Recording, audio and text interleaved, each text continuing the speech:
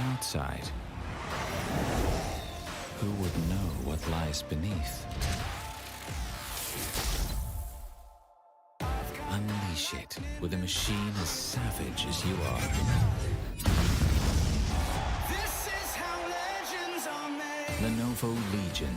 Stylish outside, savage inside.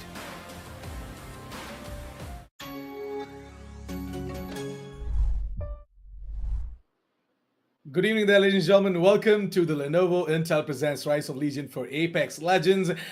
And yep, this is Qualifier 3 Finals now. I'm your host, Assassin47. On the desk with me is Caribs, and we're all set and ready to get 6 more contenders for the Grand Finals now. And Caribs, how are you feeling, buddy?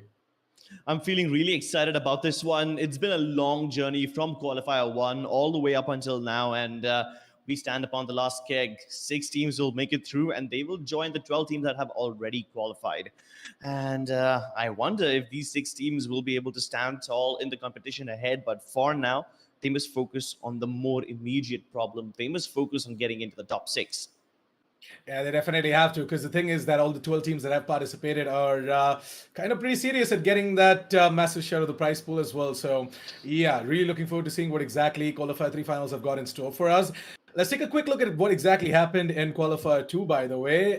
Let's take a look at the 6 finalists that made their way in towards the Grand Finals as well from the side of Qualifier 2.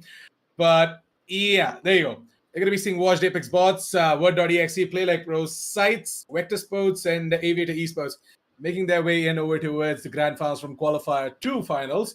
And yeah, Crips, we kind of had a lot of teams like Sites, then we had Play Like Pros as well, who just came out of nowhere and were quick to take that 3rd and the 4th spot as well. And it was pretty interesting because, you know, as we did advance on towards the 3rd day, a lot of teams kind of just, gave up and they did not show up as well. Let's hope that doesn't happen in Qualifier 3 Finals, and let's hope that all 18 or 20 of these squads that are going to be diving straight in towards the server are going to be there till the very end. Yeah, let's see if these guys that have qualified from the 2nd qualifier will be able to match up against the ones that we have today. But we don't even know who the 6 teams are that will make it through to qualifier number 3. So very soon we'll be getting to take a look at those ones as well, as the games will go live. Keep in mind, ladies and gentlemen, we have 5 matches today. 5 matches on World's Edge, and you got to give your best in each and every one of them.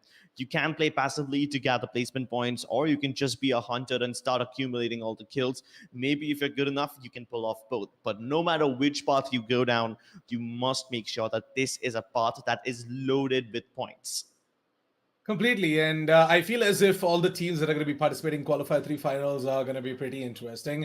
We're looking forward to seeing if we can have some professional players as well playing in Qualifier 3 Finals, because if that happens, then it truly is going to be interesting to see what they have got in store, because there were a lot of hidden diamonds among the community as well, right? Because of not a lot of Apex tournaments happening, all these hidden gems, they were not able to come out. And finally, after Lenovo and Intel brought up this tournament, a lot of them have come out, and a lot of them got a platform to showcase their absolute best. The match is ready, so why don't we quickly go straight into the match after the message from our sponsors.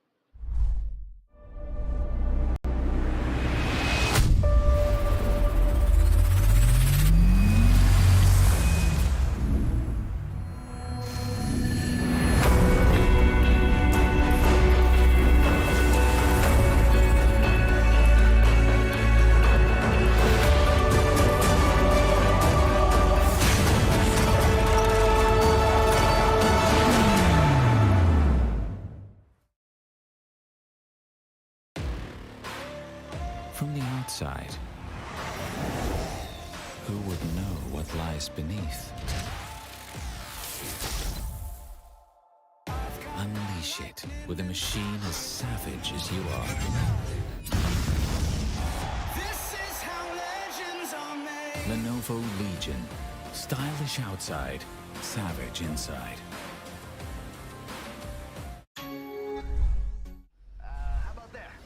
Alrighty then, ladies and gentlemen, we are all ready to dive straight in towards World's Edge. And Caribs, I feel as if we have got all the teams who are try to move in around of Epicenter and Skyhook, Countdown. We've got a team that are going to be diving straight in towards Lava Fisher as well, maybe. No one's heading over to Lava Fisher.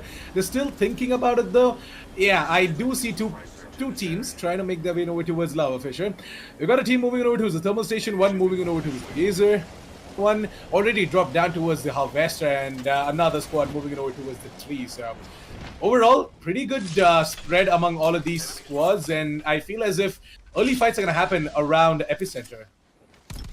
Yeah, a lot of these fights will happen everywhere. Well, let's see which one of these areas will engulf in flames first. And I do believe that it's going to be Overlook. Yeah, this is OP Skills. Keep in mind that these guys were participating in Qualifier 2 as well. And since they failed to qualify from that one, they're gonna be giving it another shot over here. And it seems like they've already found their first spray, as the Revenant in the form of Iron Man will finish off his opponent called Danger. Well, it's interesting, isn't it? Do you remember? Iron Man used to main the Crypto, and now he has moved in over towards the Revenant. Interesting switch up like that, as we are going to be seeing OP Skills further taking on another one of the player. That is going to be the Caustic coming right in front of Black Wolf, and Black Wolf, well, he's just going to punch him down. He's like, well, I should not waste my bullets on you. Why don't I just punch you down? Well, that is Team OP Skills getting control of Overlook all for themselves. I don't think there's any more opponents left in the area, and that's going to be it. They've got early kills and a good start to the tournament for them. Keep in mind that the last time they finished just inside of top 10, I mean, they had decent enough positions, but I think they were lacking a bit on kills in the previous qualifier. So them getting a good start now, you know, with the kills and everything, that just makes things a lot more easier. And Overlook is one of the easier places to rotate in from. Let's take a look at the circle. In fact, hold on. Forget the circle. We've got yet another fight on our hands. This time it's Team Sage, and they walk into that wide timer ability from Seer. Let's see if these guys will be able to finish off their opponents. This fight is happening just outside of Thermal Station. And we saw one of the teams drop into Thermal Station, which means Team Sage over here has rotated in from another area, probably close to Harvester or some other place. And now that they found their first spray, they're going to be chasing them. The scan reveals everybody inside of the house to the left. Team Moth, on the other hand, these guys are fighting in a completely different area against a completely different team. So keep in mind, ladies and gentlemen, we've got two fights going on. One just outside of Thermal Station, and one over here where Team Moth is in a little bit of danger as they've got only one player left, and they will fall to Kratos.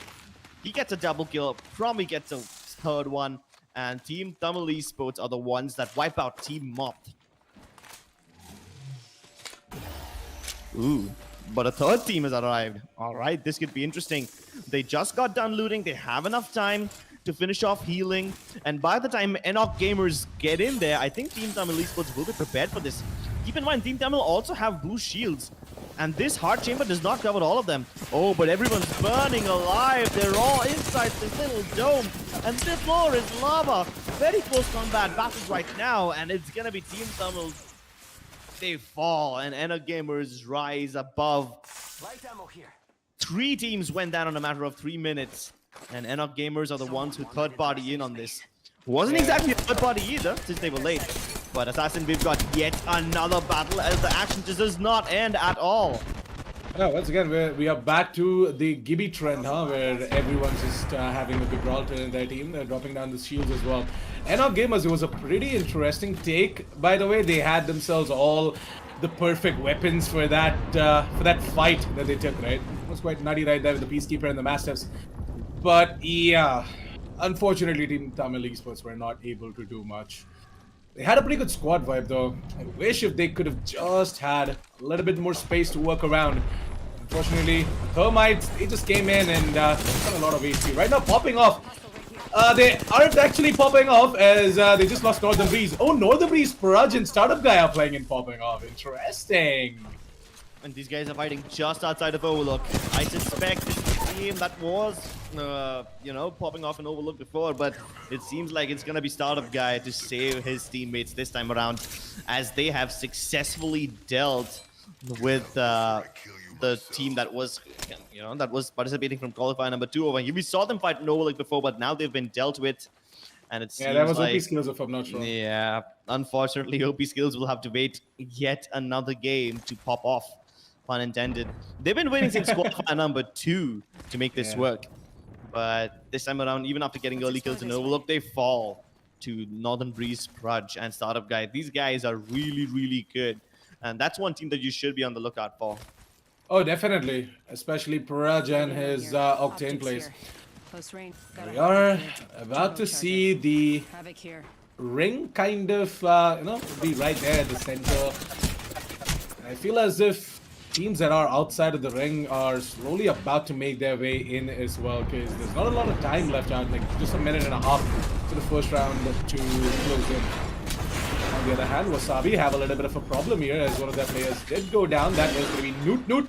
Noot Noot is once again going to fall despite being rezzed up as well. Wasabi. They have 2 more players left out, whereas 100 Ping are going to be the ones to go ahead and chase them down. Edit on top of that Revenant's ultimate.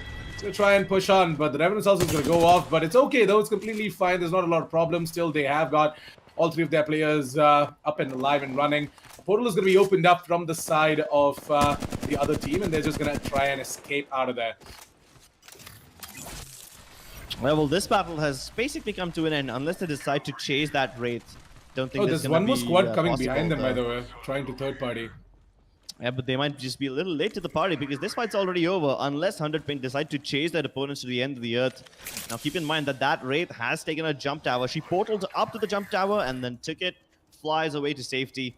Let's see if 100 Ping will chase them or will they continue just going around on their merry way. And they do approach the jump tower, but they find someone else over there. And it seems like that particular player is in a little bit of danger. No getting away from you. You can't even get upstairs. In fact, they're going to be showering all sorts of utility at them. Arc Stars, Reverent Silences, everything's going to be thrown at them. Virtual Hunter is trying to go around the rocks, trying to get a flanking angle from outside the ring. Let's see if this rotation is going to be successful or not. As they take the totem, they will be sent back to it. Outside the ring, you will be taking a lot of damage, but they can get in via the jump pads. Let's see which direction they decide to engage into. Clutch Ministers were the team that I believe was third-partying in on this one. So, yep, you were right, Assassin. They were getting third-partied, but Clutch Ministers decide to disengage from the fight and they get in the ring first. They'll find the other players eventually. Let's see if they run into 100 Ping again or not. Maybe 100 Ping also have to make their way inside of the ring, right? So eventually later down the line, we might just see that happening. Skyhawks, on the other hand, are over here. They are trying to get something done. San Makam and Reverb. Reverb, I'm not really sure what he's trying to do, though. He's taking damage. I know for a fact that this is just the first ring. Won't do a lot of damage, but still.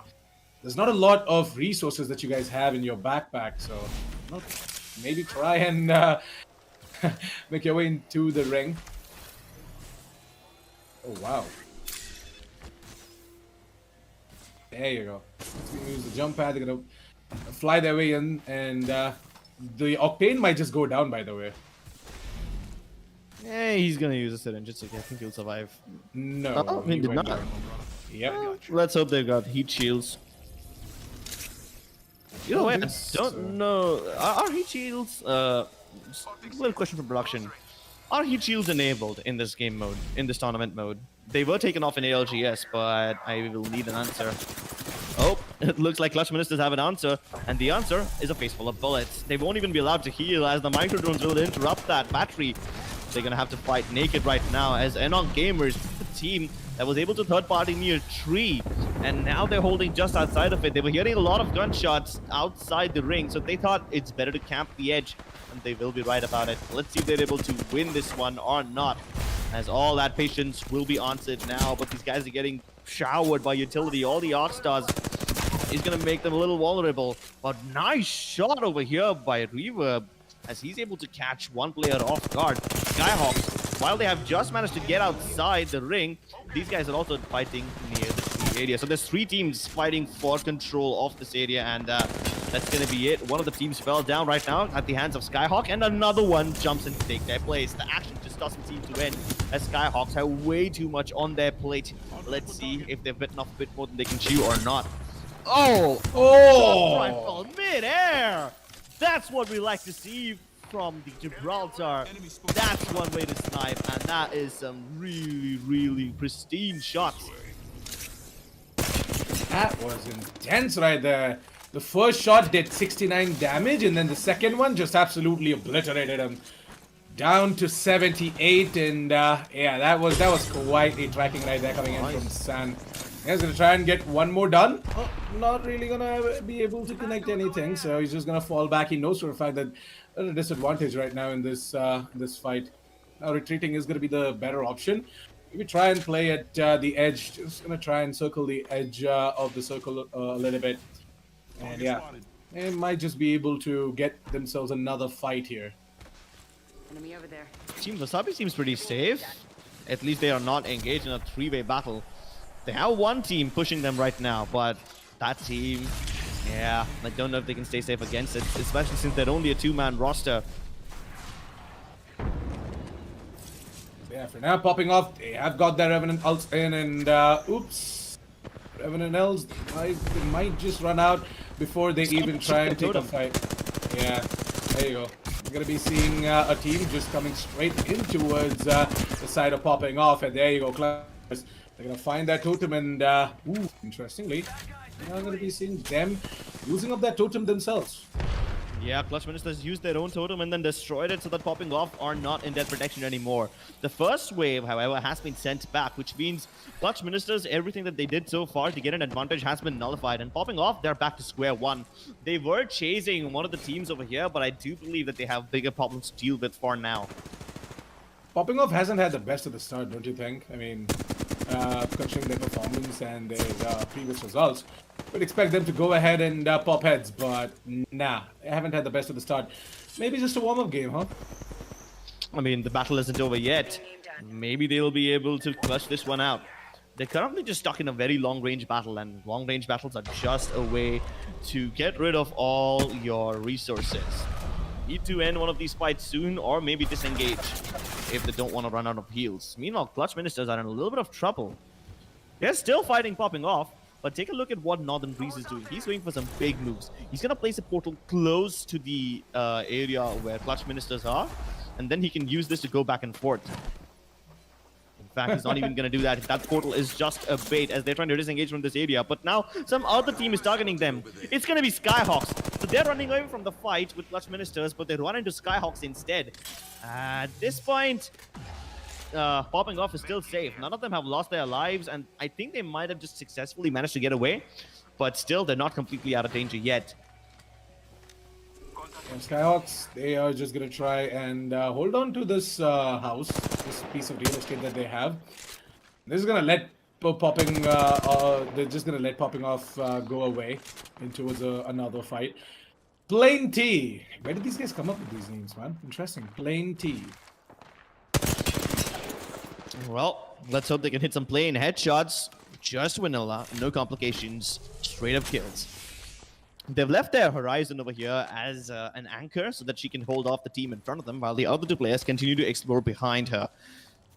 The Rushers, they were the team that were looking to engage with this one, but for now, they just have to deal with one player. Little do they know that the other players have actually decided to approach and explore other opportunities in case they decide to escape. Oh, that squad is approaching, by the way, and Cooper is going to be a little bit of a problem. He's going to open up a portal right now. He's going to use the Rift Energy, and with that, he's going to open up a portal so that his entire team can move out of that area without any issues whatsoever.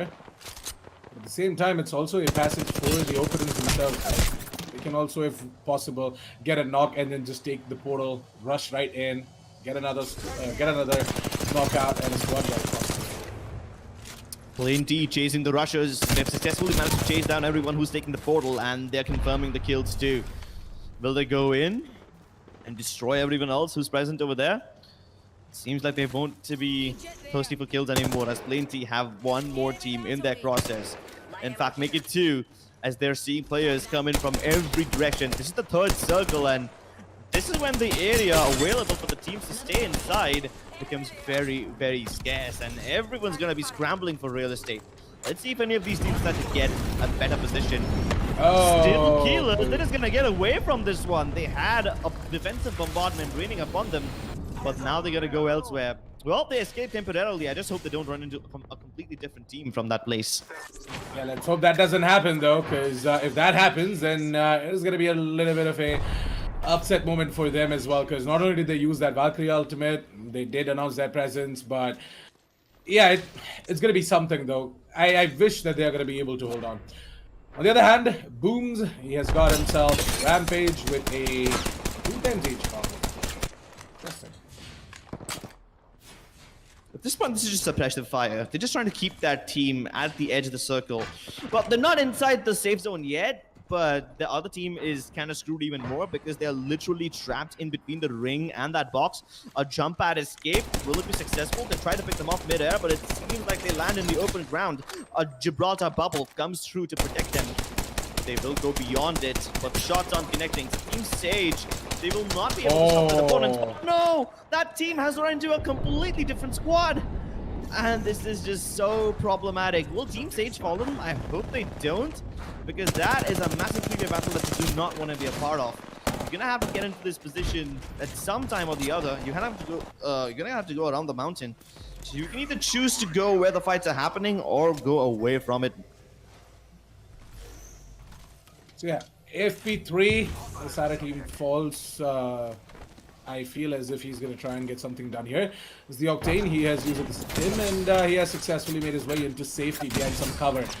Booms, on the other hand, with the Sentinel, is trying to get something done as well. But yeah, I feel as if he's not going to be able to hit anything with the Sentinel. He's got no shield cells as well to go ahead and charge it up. Rev it up a little bit so that there's a little bit more chance of him going ahead and landing a shot. But yeah, false spread. They are going to have a little bit of a problem. S3, who I did tell you managed to escape, is now going to be finding himself in a 1 versus 3 situation where another squad is trying to chase him as well. He's already got himself 2 frags, so not bad. False spread. With the non-9 and a G7 scout, I feel as if 3 is not going to be too much. But never mind. Forget all of that. He's got himself little to no HP left as well. As going to be caustic to go ahead and take him down. Wasabi waiting here. They are going to try and get something done as well. Defensive bombardment on Tom, and this guy was the entire avenue of entry into the circle. All the teams over here are gonna be stunned with this one, but Wasabi, they take cover onto the rail tracks to keep themselves alive. I think they've dealt with every one of these encroachers, but there is still one more. And the black hole is online. Let's see if there's any more ordnance to follow up on the back of it. They're trying to use the Gravers up close and personal, but it seems like it's just causing so much confusion. At least the Gibraltar bubble will keep them safe for now, and they need to find the opponents once again. They have a Valkyrie and a Horizon against them. Up close and personal, can they hit the shots with the Graver? The Valkyrie is just so evasive with her VTOL jets. Wasabi are struggling. They have a lot of spice. Let's see if they can sprinkle some of it into the eyes of their opponents and cause some distraction, as they are now the ones being gate-kept. The tables have turned. At one point, Wasabi was responsible for holding off a lot of people coming into the circle, but now they are the ones in trouble, and they need to make their way inside. But luckily, they don't have to go too far.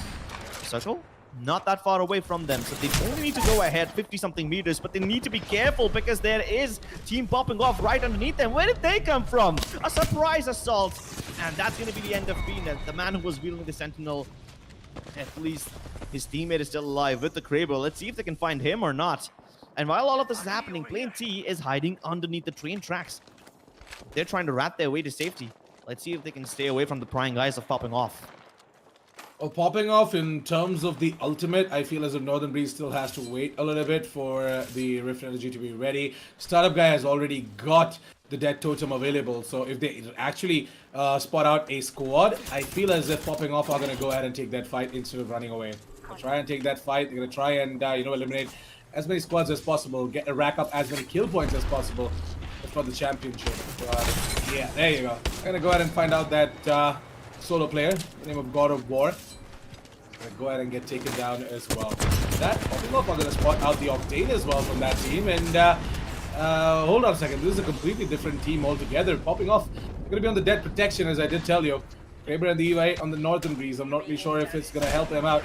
The EVA is definitely going to help them out, by the way, close range. But the Kraber close range, Still capturing a shot with the Kraber, but yep, you're right. Stark Incarnate versus popping off. This is going to be a battle for the ages as they are tanking the thermite grenade damage, hoping that they'll be able to pop their bats, and they've been successful so far. The Outcars are blown shred inside the blue containers, and that's going to be the end of team popping off. And Stark Incarnate, they can now retreat the Kraber.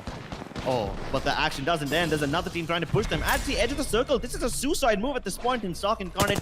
They hold off the third party, and they will have the entire border of the circle for themselves. This is actually not that bad of a spot. 4 teams alive. They've got hard cover. They need to move out of here in 30 seconds, which honestly is enough time considering how close this game is going to be. There's one team underneath the train tracks. Rebirth also underneath the train tracks, but on the other side. And then on the other side of that tree-like structure thingy, I don't even know what to call it. But yeah, that's where Edith and his teammates reside. So let's see what's going to happen. Micro drones will spot out the 2 remaining players of the one underneath. But Stark Incarnate have the high ground over here over everybody else. Unfortunately, high ground also means that you don't have too much hard cover, so they're going to have to play around these little boxes that are on top of the train tracks. One thing that they also have to use this kind of a terrain that they're being gifted right now. And oh, Destroyer! Spot out a player. Is open fire as well. He's not gonna wait. There's no sorts of trigger discipline that is gonna move over there. He's just gonna straight up see the body. He's gonna straight up start firing as well. The open inside Bloodhound has gotten a sonar scan, and he has got information on all 3 of these players. Oh my god. Yeah, Stark Incarnate.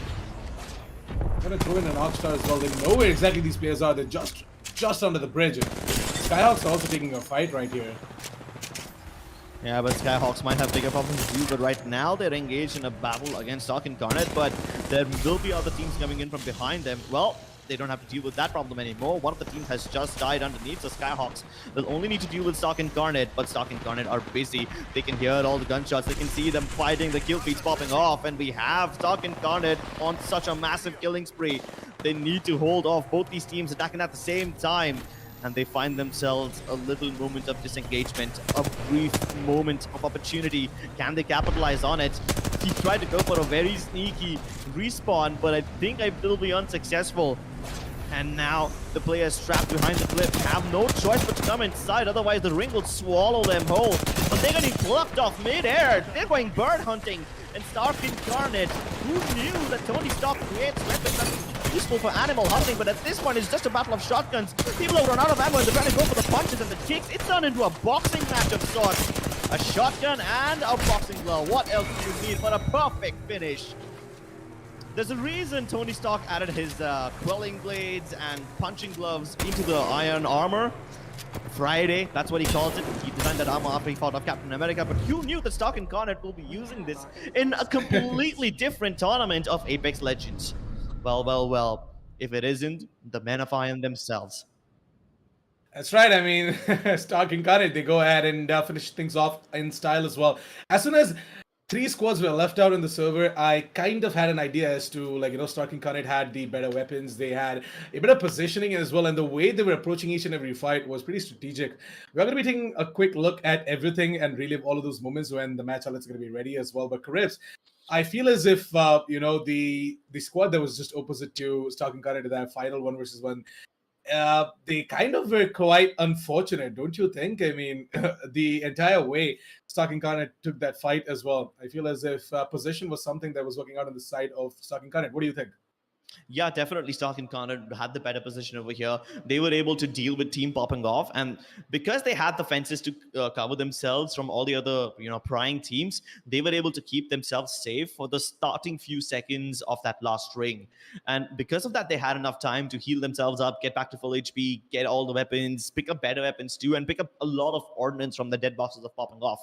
They had an unlimited supply of utility. They had thermites, they had arc stars, nades, you name it, they have it. So having control of that fence region got them the safety net that they needed. But after that, they were eventually pushed out. And the only thing that they had to work with was the high ground, which is good because they were able to keep most of the teams buried underneath the train tracks. And that's where their final resting grave was as well. So really good job by Stark Incarnate. They identify the win condition. They keep the better positions for themselves and keep suppressing everyone who tries to poke their head out of that train track. It's like playing a game of whack-a-mole. Every time someone pops up, hammer it back down. Except instead of the molds, it's their opponents, and instead of the whacking machine or whatever the arcade machine you had in your childhood, it's the train tracks. That's it. Yeah, I mean, Stark Incarnate, they definitely knew what they were doing, and they knew for a fact that their positioning is going to grant them all of these kills. They're going to keep all of these other teams in check while they're trying to resurface back on towards the bridge position and whatnot over the train tracks. But I feel as if the side of Stark and Connect did a fantastic job right there. Not only by taking down one of the best squads in the server that is popping off, but also by taking down all the other teams as well. And they had a style, they had a plan, they had a game plan dropping down, which is very, very important in a battle royale game. The match highlights are ready, so why don't we quickly jump straight into the match highlights and take a quick look at exactly what happened in that match, where we did have the side of OP Skills who managed to take down one squad, and also they did it in style. We're seeing quite a compositional change coming out from the side of OP Skills, by the way. They are no longer the squad that we did witness in Qualifier 2. On the other hand, Moth against the side of Team Tamil Esports, they had a pretty interesting fight right here. Both of these squad, they fought tooth and nail to gain control over this real estate, but then there were enough gamers quick to the reply, and they went ahead, threw in a couple of termites, and at the same time used the Peacekeeper and the Masters to go ahead and get themselves a squad wipe on towards Team Tamil Esports. So that was a pretty interesting fight right there. Enoch Gamers, they went ahead and got that done. And then comes the entry of one of the best squads of the server, and that is popping off. Well, they did not have the best debut. Crips, two of their players went down, and it was a startup guy who had to go ahead and revive both of them. They did manage to, fight it out over here. By the way, startup guy did manage to take down that final player, picked up both of his comrades, and with that, they further looted and made their way in over towards the next position that they took for another fight. Over here, Wasabi somehow they managed to make their way out of here, but yeah, a lot of resources were dispensed in order to make that escape possible as well. One of which was the portal, and then they made their way in over towards the ropes, if I'm not wrong, the rope launcher, and they made their way in over towards the circle inside of the ring. 100 ping, on the other hand, Crips, they kind of questioned that play that they made right there. But yeah, I'm not really sure still why the Octane from the side of 100 ping did get knocked out. That costed them quite a lot of time as well moving into the ring. This fight over here was so messy. Like, you've got Skyhawks, Enoch Gamers, and two more squads that are just trying to get inside the circle. But Skyhawk was successful in gatekeeping the majority of them. But some stragglers, they seep through.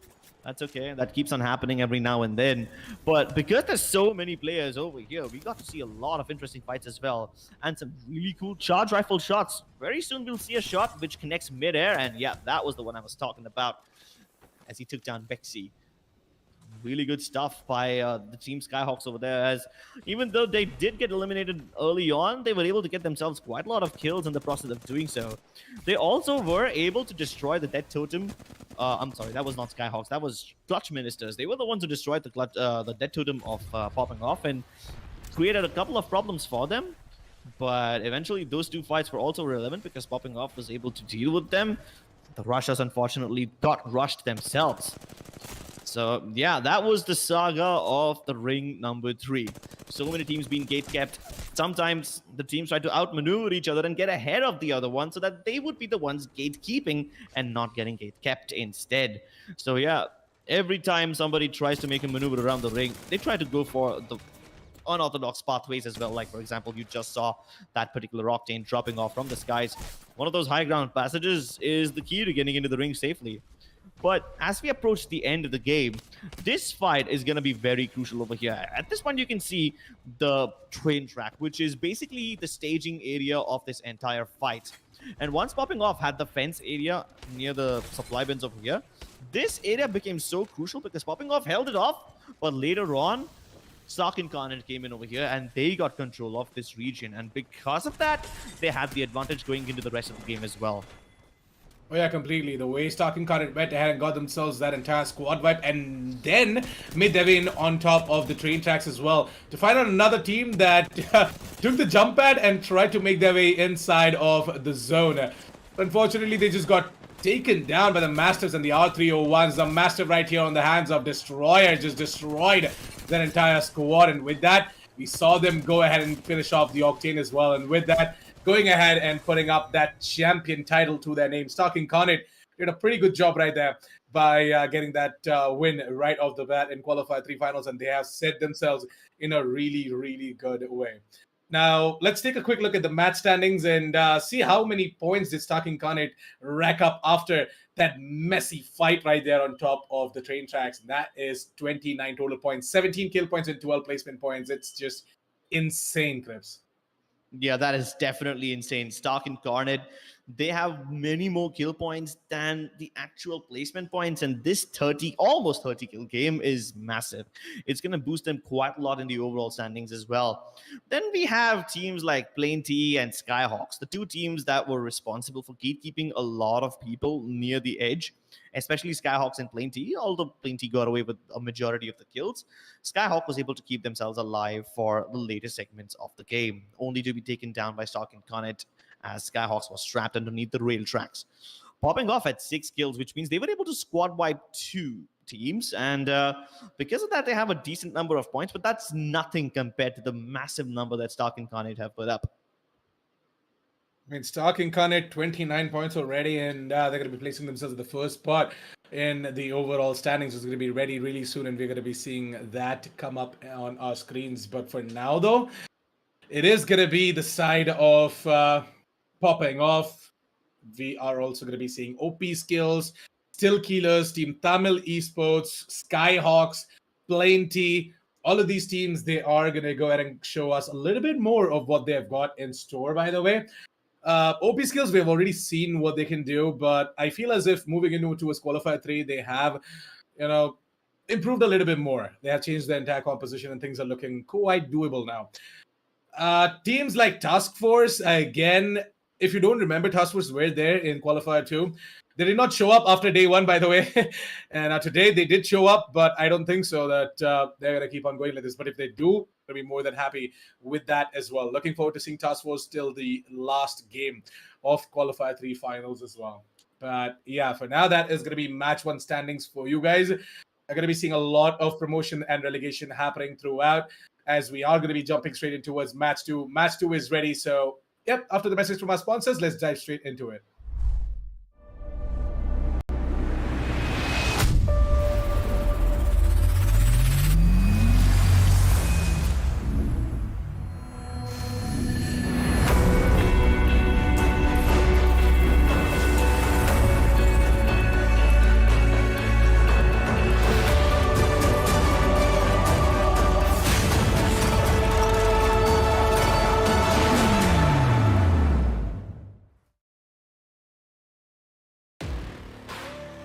From the outside, who would know what lies beneath? Unleash it with a machine as savage as you are. This is how legends are made. Lenovo Legion. Stylish outside, savage inside.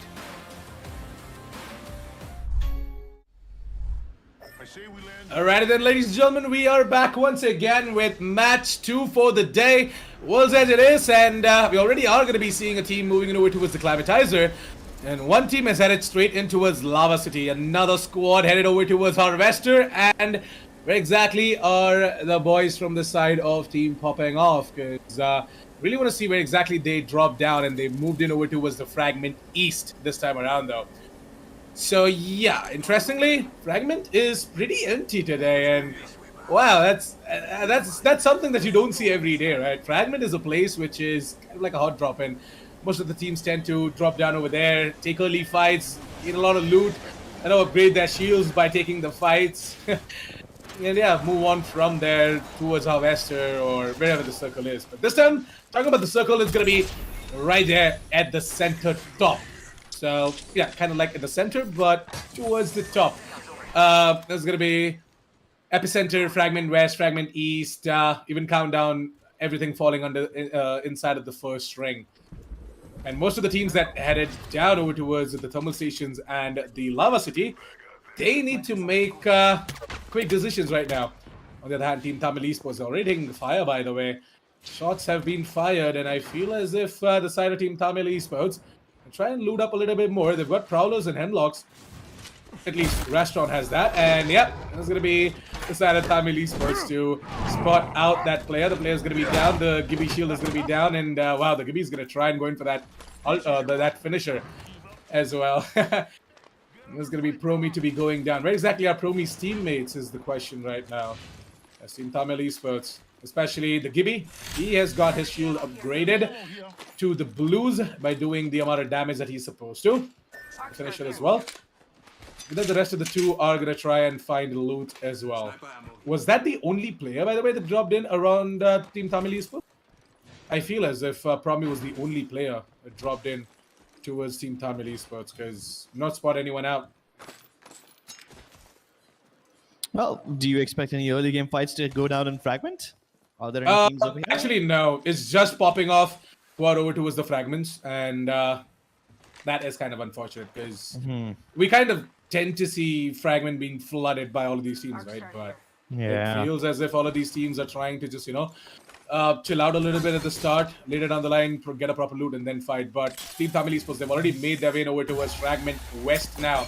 And the side of team popping off from Fragment East, they made their way towards Fragment West, trying to loot up. Now they're going to be getting on each other's crosshairs. Well, this fight's happening in Skyhook. Let's see if these teams are able to win this one. Skyhook and Fragment might look similar because of the urban finishes, but the vibe is very different. The gap in between the buildings is massive in Skyhook. So going from one compound to the other becomes a little bit of a difficulty. Oh, actually, Mutants never too. mind, yeah. Yep.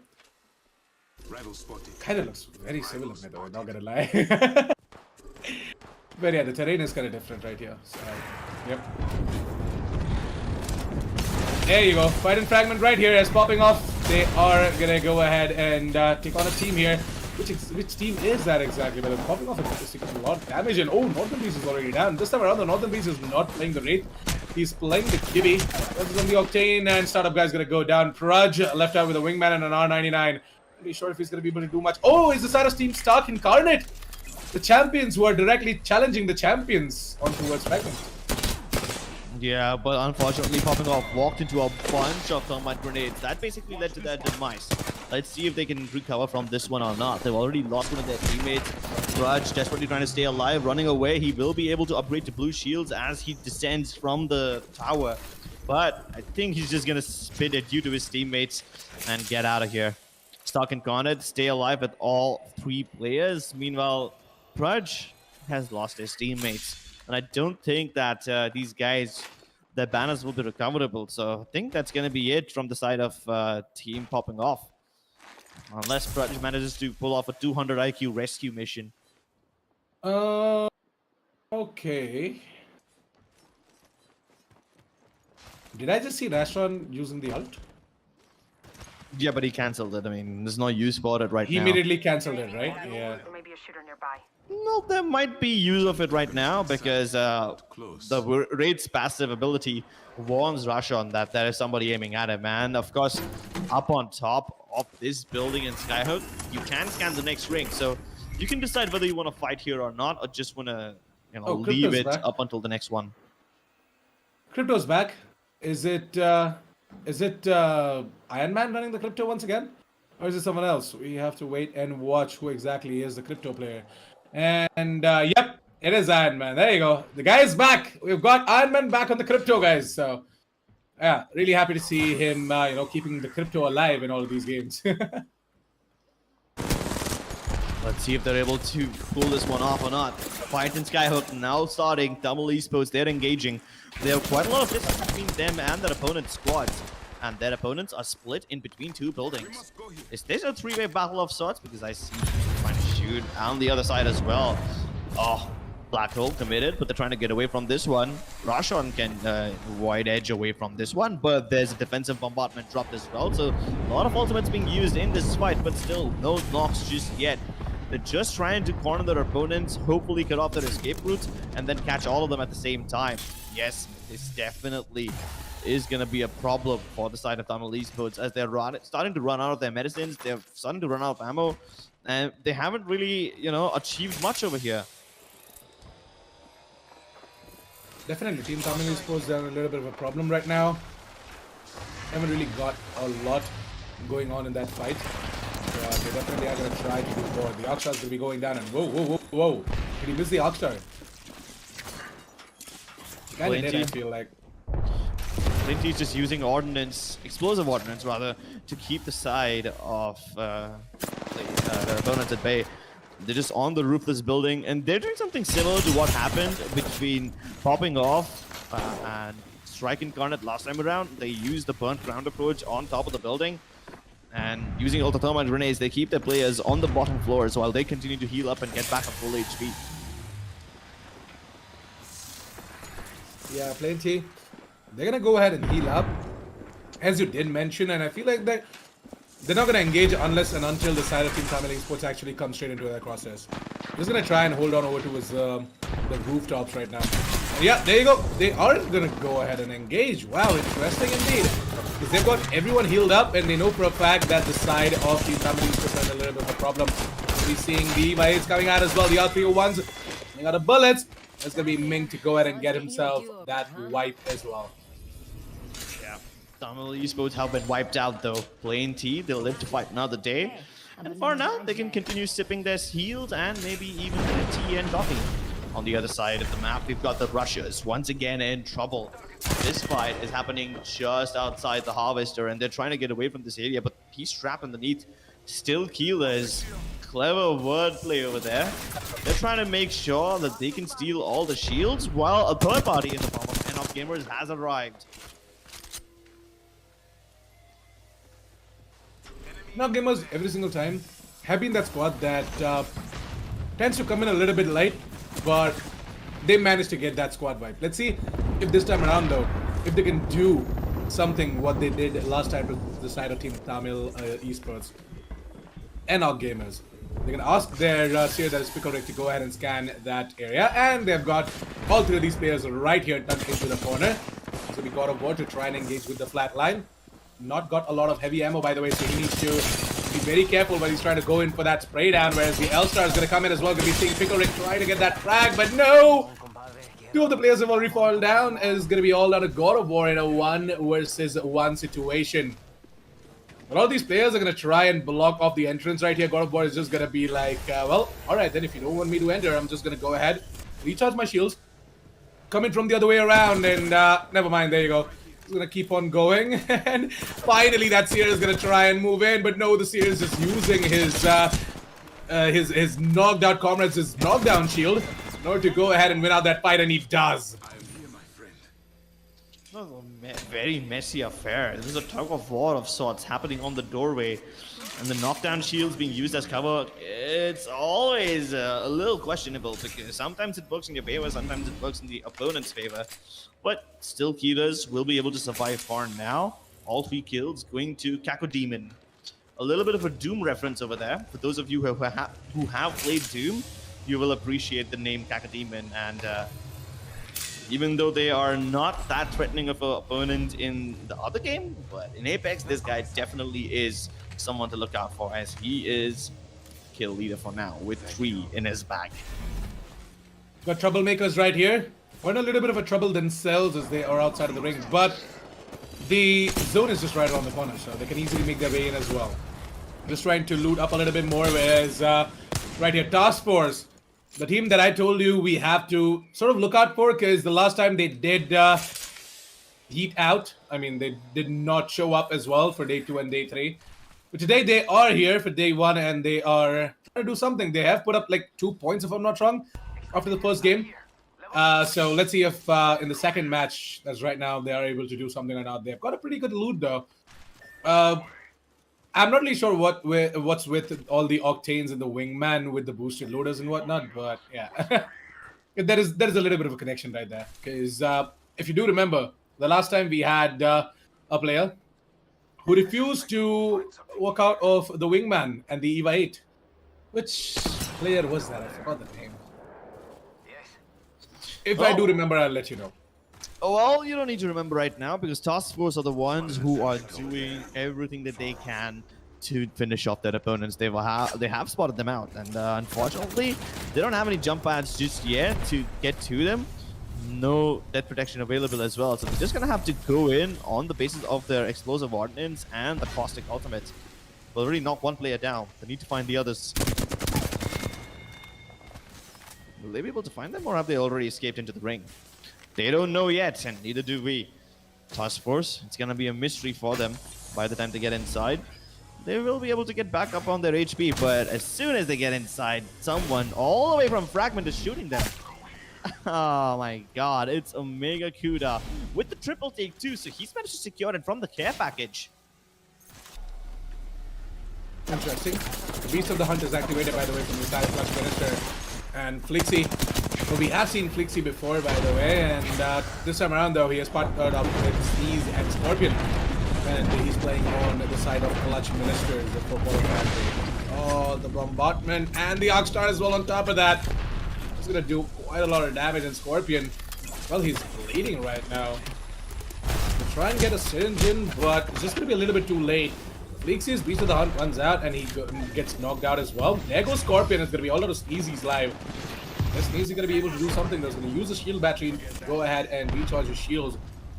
But in a 1 versus 3 situation, I'm not really sure what exactly he can do. Actually, wait a second. Is it a 1 versus 6? His Troublemakers have made their way in from the bridge as well. Yeah, Troublemakers definitely looking to deal too much damage. The nades are on point. They knock out excited. And that's going to be the end of one of these teams over here. More to follow as they can now see the first team that entered this fight jump across the pool of lava onto the other side of Fragment. They use the Dome Shield as cover for a bit. Have they destroyed the jump pad? If not, then I think Troublemakers can follow up using the same jump pad. Clutch Ministers have managed to escape far now, but Task Force and these guys are hot on their heels. Let's see if Clutch Ministers will be able to get their HP back up before their opponents arrive over here or not. They don't take the jump pad just yet, which means they just bought themselves a little bit of time. Troublemakers not too hot on their heels anymore, but they have finished off the fallen members. Sneezy, quite an adventurous take right here to go ahead and pick up the card for Flixie. He's going to go ahead and get that respawn in as well. We're seeing Flixie back, so for the players from the Star Team Clutch Ministers, they are going to be back in full force. Troublemakers, on the other hand, they are making quite a big rotation right here, and another team has used up their sonar scan.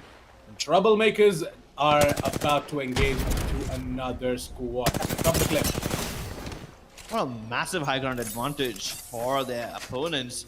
And it seems like Troublemakers will be at the receiving end of all the explosive utility being thrown down from the high ground. It's very difficult to defend against this because your cover will not be enough.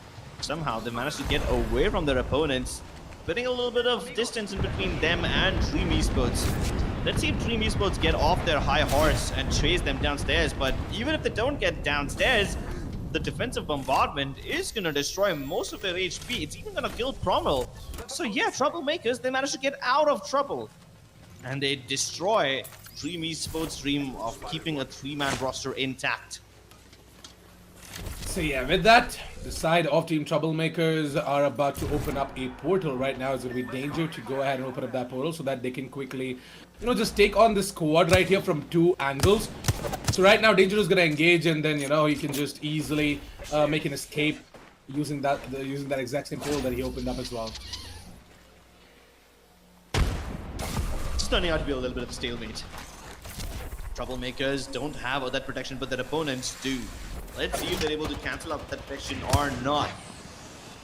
Oh, the first wave has landed. 1 player sent back. 1 more to follow on the back of this. Can they survive this one? They have a little bit of time before the second wave arrives, but I don't know if timing is something that they need. They need to be wary of a third party as well. This fight is taking too long, and with the circle this small and 12 teams still alive, they will definitely be inviting a couple of other teams into the party. And just like I said, the third party has indeed arrived. Steinino on the verge of getting knocked down, but he takes cover underneath the bridge, and Troublemakers need to disengage. They cannot stay outside any longer.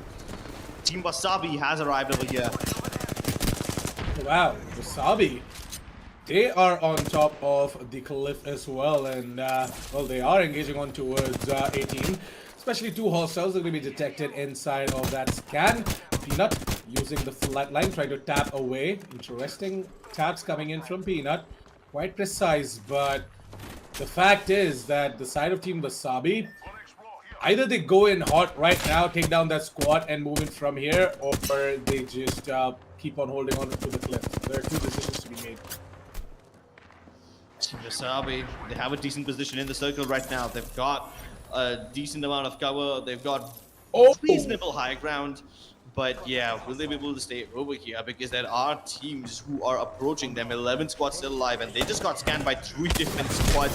So they need to pick their poison. Clutch Ministers over here are on a little bit of trouble as they're getting surrounded by so many players at the same time. And that's going to be it. Task Force and the Clutch Ministers. They all survive with barely any HP left, but hey, they're at least able to get the squad wipe. Yep. Half the squads remain now in the server, and I feel Wasabi, they are gonna go ahead and get that entire squad wiped in about a second. As the defensive bombardment comes in, and on top of that, the Bloodhound also just climbs on top of the cliff, and he gets himself that frag. Fizz, on the other hand, tried to do something quite adventurous as he just jumps in on top of the cliff and tries to go in for that spray down, but unfortunately not going to be able to stay alive, and he gets knocked down. Gets picked up as well, so there's nothing to be worried about. The side of Wasabi, they're still up and alive, and they are looking to give trouble to the side of Troublemakers, who are in turn giving a trouble to another squad. Actually, 4 hostiles are going to be detected. The Beast of the Hunt is going to be activated in Noob Life. Or was it, what is it? Newbie LK? Whatever it is. He's going to try and get himself a frag as well. Danger. Running the Wingman and the EVA 8. Gives me a little bit of a flashback though, but that guy had an insane aim. Not really sure about Danger though. Troublemakers have just managed to push back one of the teams from that area, which means they just cleared some more ground for themselves. The more area they capture, the less danger they will be in because the teams are far away from them. Stark Incarnate, they recognize this snake compound. And if they can get control of this one, that will be a massive building that they will now be inside. And with this, they have access to both sides of the circle, which means they not only have cover, but they also have control and information. A long-range EVA shot to kill Virtual Hunter. Balanced. Stark Incarnate racking up their kill point as they just managed to secure the first entrance of this building, but they know that there's one more team at the end of this one. They're not going to send everything inside. In fact, they just have Gloria over here, and he's going to be using all that he can to push the other team away, but no, they use the outskirts of the doorway to flank them. And Stark and Gunner now have to fight a war on 2 fronts. That nade connects directly the Arcstar straight onto Vexenor, and that's going to be the end of him. The Isle-Star also melting, and Stark Incarnate, they have to race against the ring, race their opponents to the edge of that blue trailer where there's already an Octane in wait, and he tries to escape, and he's going to run away for now. Stark Incarnate inching their way into the circle slowly and slowly, avoiding danger with every step that they take, every decision that they make. This is definitely no fake as they are going in to take control of that bus, and with that they are safe. Damn, quite a lot of rhymes right there. Today, Crips might just go ahead and drop a rap album. Well, it's definitely better than dropping the ball. Ball that their opponents dropped over here. They had the advantage. They were able to gatekeep Stark Incarnate, but they failed. But hey, Stark Incarnate, they're looking pretty darn good right here in this position that they're holding on to inside of the bus. And oh, there comes an Arcstar from Plane T. Is that gonna hit though? I don't think so. There's no one inside of that bus. Whereas on the other hand, Troublemakers, from on top of the vantage point, they're watching everything. They're watching everything that is happening right now. They've got themselves 2 caustic battles as well. So Troublemakers on top of the cliff. You got Stark Incarnate inside the blue trailer. Where are the other 2 teams? There is a team inside each of the white buildings, but those 2 teams will just have to stay where they are right now. Eventually the circle will meet somewhere in the open, and of course the high ground will definitely be something that Troublemakers can use to their advantage, but eventually they'll have to relinquish it and go downstairs. Which one of these teams will they end up fighting first? That's going to be the bigger question over here as the fights downstairs have started to erupt. One team gets eliminated. Newt and Peanuts hit the ground, and teams are falling like flies. We just went from 7 teams to 5 teams in a matter of seconds, and Stark Incarnate's Octane, in the form of Gloria, has just managed to become kill leader. Gloricia. I'm sorry for mispronouncing that name, but he's already used up his Gibraltar bubble, which means he won't have any more trouble. Or rather, I think I might have said it a bit too soon, as they are safe underneath this compound. There's a team right above them, there's a team in front of them, and they need to pick their poison first. Well, not really sure about the poison though, but yeah, for now though, they're definitely going to be picking up all of the grenades that they have, and they're going to throw it straight over towards the other building, but the zone, oh, it's kind of just pushing them inside of trapped. that. Yep, they're trapped. They're completely surrounded, and Stark Incarnate, they know this. They're aware about this. They've got Rahman, who is their bloodhound, who is going to go ahead and scan it up as well. Is going to give the information. On the other hand, we're going to be seeing Stark Incarnate inside of their own give it all to shield, but there comes the side of Team Plenty, and they're here to get taken down. Stark Incarnate somehow managing to keep themselves safe for now, but Plenty wants to change that. This is a massive battle. It's down to a 1v1, and Stark Incarnate will be able to win 2 games in a row. Not again. What a way to clutch this one out. They did not have the advantage. Troublemakers were on top. You had Plenty just above them, and a completely different team in front of them. So Plenty and Stark Incarnate combine their forces to take down one of the teams in front of them. And after Plenty got trapped inside, Troublemakers jumped on top of them, but it does not bother Stark Incarnate at all. And they were just able to steamroll over every opposition. Stark Incarnate, the way they just keep themselves alive till the very end, and the way they use their resources and their abilities as well, is something to be looked after for the other teams. Because the fact that they had the entire shield left out, they had the scans which were done to perfection in that final fight. It was all so well done, and again they managed to find themselves in a position where they have the upper ground. They knew that the zone is about to push them away, push them out of that building. So Stark Incarnate, they were quick to quickly go ahead and take that vantage point, put down a Gibby shield, because they know for a fact that these guys have to rush straight into it as well in order to survive from the ring. But yeah, Stark Incarnate, once again, doing an amazing job, getting 2 champion titles to their name consecutively. Maybe a hat-trick as well, you never really know. Only match 3 will tell us that.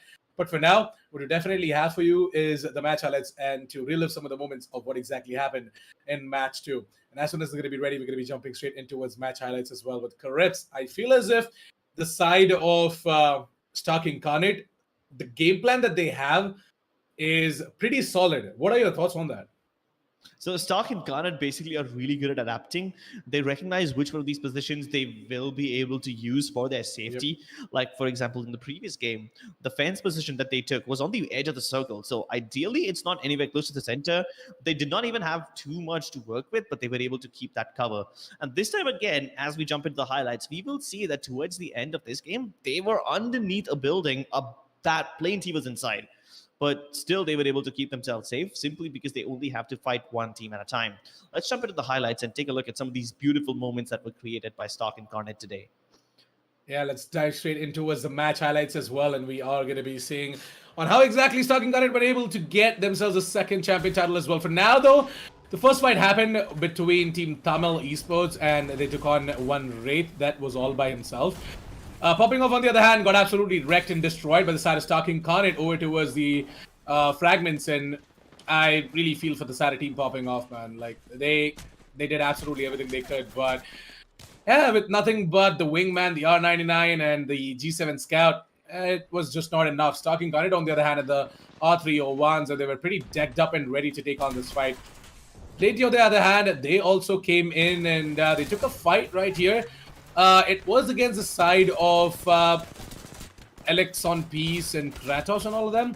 So, yeah, that was, again, a very interesting affair, because we thought that it is going to be the side of Team Plenty to maybe try and play it safe. But, yeah, now I remember. It was the side of Team Tamil Esports who got taken down right there against the side of Team Plenty.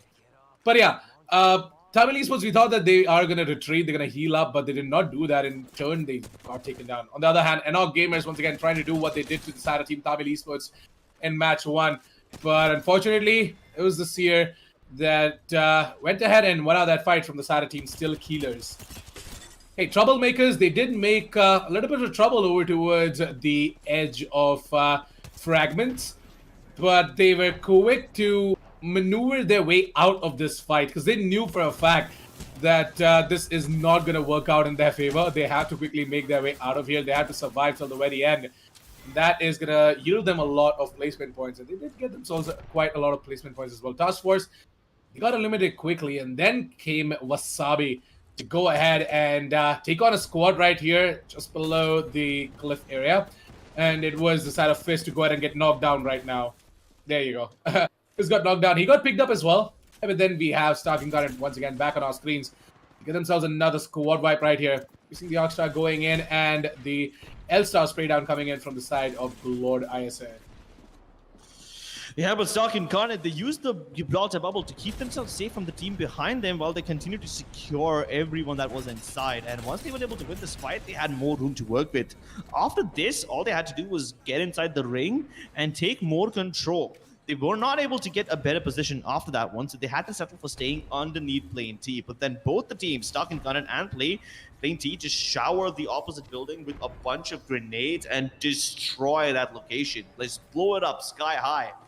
And while Plane T was just desperately trying to get outside the ring, Stark Incarnate made a massive rotation. They climbed up this thing, went around the other side, and they got behind their opponent. So they dealt with the first team with relative ease. They played around the Gibraltar bubble, making sure that nobody enters this area, and this area will be safe. But even after they dealt with the third team, they just felt like they could do more and more. It seemed like these guys just don't get tired, they don't stop, and it is just wonderful to see them in action. The way they crowd control, the way they're able to finish off their opponents while they're getting pushed by a completely different one. The way they're able to multitask is just superb. Really, let's go ahead and check out the match standings and see how many points have they racked up now. The last time, the Side team Stark Incarnate had 29 total points, 17 kill points, and that was quite an interesting score right there. 17 kill points is no joke, guys. And this time, they're going to be racking up 14 kill points, 12 placement points, and a total of 26 points after getting that that win as well, that champion title right there. Oh man, Stark Incarnate, they look like a force to be reckoned with, and teams like Still Killers, Plane T, OP Skills, and even the side of Popping Off, they have a lot of catching up to do. I'm actually surprised because we keep forgetting that Stark Incarnate's first victim was Team Popping Off. These guys are Exactly. fighting each other inside of Fragment, and you deal with the strongest team at the start, you have no trouble going in later on. That's true, though. I'm not even going to lie. The way they went ahead and took down their stronger opponents right off the bat is something that did give them that advantage and give them that confidence that, hey, we took down the best squad in the server. The rest of them should be a walk in the park as well. The overall standings are ready, so let's take a quick look at where Stark Incarnate are sitting on right now. How many points, total points? So they had 29, and from this last game, they are going to be seeing 24 points coming in as well from their side. So total of about 55 right there for the side of Team Stark Incarnate. Plenty, they're going to be sitting at 26 themselves. Steel Killers with 1700 ping with 14. Skyhawks on 13. Wasabi on 13 as well. Interestingly, Task Force are at the 7th spot with a total of 10 points. Devils with 9, Troublemakers with 9, and Popping Off with 9 as well. So a pretty close one when you take a look at it from the 4th spot to the last spot, or maybe even till the 16th spot. But yeah, pretty close scores right there. It's just two matches. It's just two matches done. We are going to be seeing a lot of promotion relegation happening throughout the overall standings. But yeah, Crips, what are your thoughts though? What do you think? Stark Incarnate plays themselves at the first part with a total of 55 points. What is going to be that masterclass of a move coming in from the other teams to go ahead and dethrone them? Well, at least Plane T has been getting into the top 3 every time. There's been only 2 games so far, but they've managed to rack up quite a decent number of placement points and average-ish enough kill points. Other than that, every other team just seems to be struggling. No matter how good you are, no matter how bad you are, Stark Incarnate are in a league of their own. Plane T also in a mini league of its own, but it's not like it's exclusive. People could enter it and could topple them. But for now, the top 6 teams seem to be on more or less an equal footing. The top 2 definitely are great. The other 4 over here still need quite a lot of difference making to do over here, as the difference in scores is relatively negligible. So Stark Incarnate for now, I am going to tell you this. If they keep on going on with this performance, they might just rack up more than, 80 points on the board. And they're going to be at a pretty good lead. I feel as if the 80-point mark for the day is not going to be that hard for the Stark Incarnate because they are already getting a lot of squad vibes, right? okay, they've got themselves 2 match wins. Now, if they don't get a match win, it's fine for them because they're still going to be touching that 80-point mark as well. Side of Palente, you're going to be seeing them trying to maybe, match the side of Stock Incarnate. As you did point it out, they have managed to put up that performance like top 3 in both the games. And they're going to keep on trying to, just close out the gap as well from being the champions. But for that, they have to go ahead and face off teams like Stock Incarnate and even the side of Team Popping Off that might go ahead and pop off from the side of match 3 because Popping Off, they have had enough and they're going to try and put up a performance right now, unlike any other, because we know each and every player is mechanically and individually gifted from the side of Team Popping Off, and they're looking to make a difference on the overall standing. So definitely looking forward to seeing what the side of Team Popping Off can do moving on from match 3. But I feel as if they need to bring in a little bit more change in their entire playstyle. Because a lot of other team scripts, if you do see, they are playing it a lot safe. And thus they are, surviving till the very end. Whereas the side of Team Popping Off, Stock Incarnate, they're the ones who are quite aggressive. They are, just dropping down over towards the hot drops and they're taking the early fights. Not saying it's wrong though, but at the same time, it has its own pros and cons. Would you agree? Of course, it has its own pros and cons, but currently Popping Off are not even inside the top 6. In fact, they're barely in the top 10 with 9 points. So, yeah, they definitely need to step up. You're right about that. But then other teams as well, like Task Force, for example, they've been able to pick up some really good fights. They were not trapped in third parties. Whenever they fought another team, they were just fighting one team at a time. So that's something that they've been doing very well as well. Unfortunately, though, once they get gate capped, there's really not much that they can do to get over that problem, and that's why they've been stuck outside the top 6. Team Wasabi also seems promising. I mean, the way they're able to control the compounds that they are inside is pretty great. They're a decent team at defense, but can they make it up in terms of offense? I'm not really sure. So yeah, these were the teams that are outside the top 6, and we just got to run down on them. Let's see if they're able to pop off in game number 3. And if anyone can dethrone the number 1 team Stock Incarnate right now, I don't think it's going to be possible in just a matter of one game, but we still have 3 more matches to go in this day. So maybe someone or the other will step up. Maybe. We are expecting them to go ahead and showcase that performance that we're looking forward to as well. Because all of these teams, we are seeing in terms of the frank department, they don't really have a problem. They are managed to get all of these squad vibes.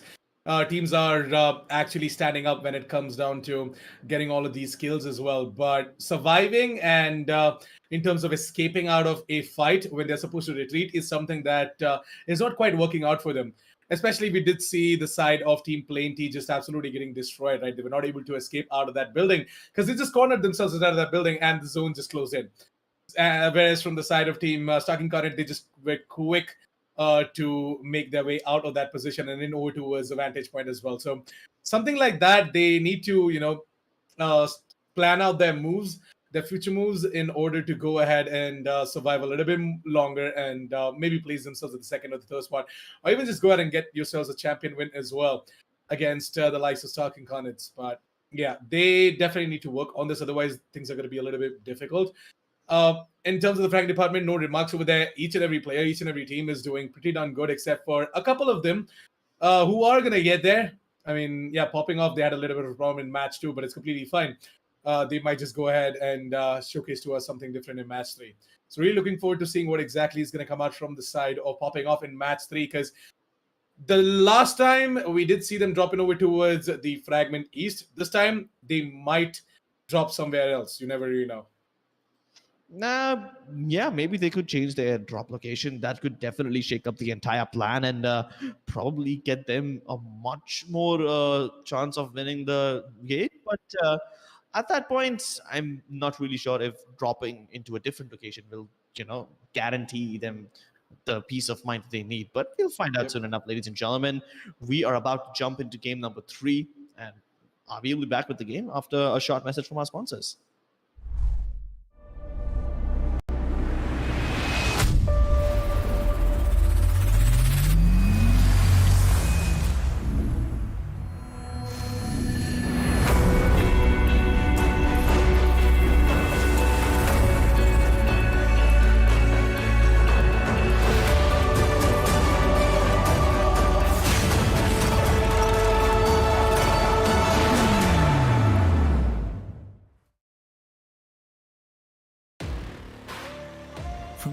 outside. Who would know what lies beneath? Unleash it with a machine as savage as you are. This is how legends are made. Lenovo Legion. Stylish outside, savage inside.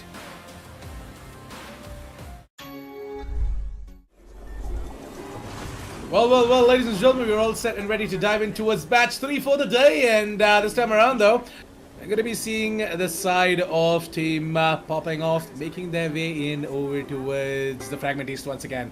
And this time, Fragment East is a pretty hot drop. Grips. It's going to be the hot zone where we're going to be finding high tier loot.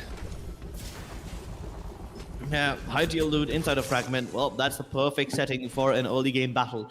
Skyhawks, on the other hand, have dropped over to its dome, so they're pretty safe for now. No engagements over here.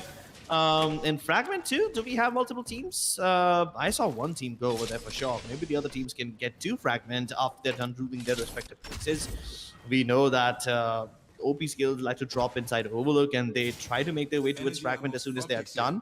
But whether or not they'll be going there is something that we are yet to find out.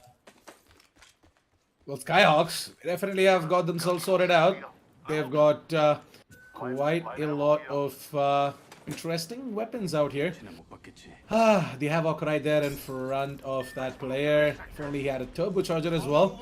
Could have been a cherry on top of the cake, but yeah. He's just going to try and avoid that. He's got no turbocharger. Wow, Black Wolf has got himself the bow and arrow. Yeah, it's funny how OP Skills decided to go from Overlook, which is on the northern part of the map, all the way down south to Thermal Station. From northeast, they go towards southwest, and that's a massive change. But the only thing similar in both the drop locations is that they are in the corner of the map.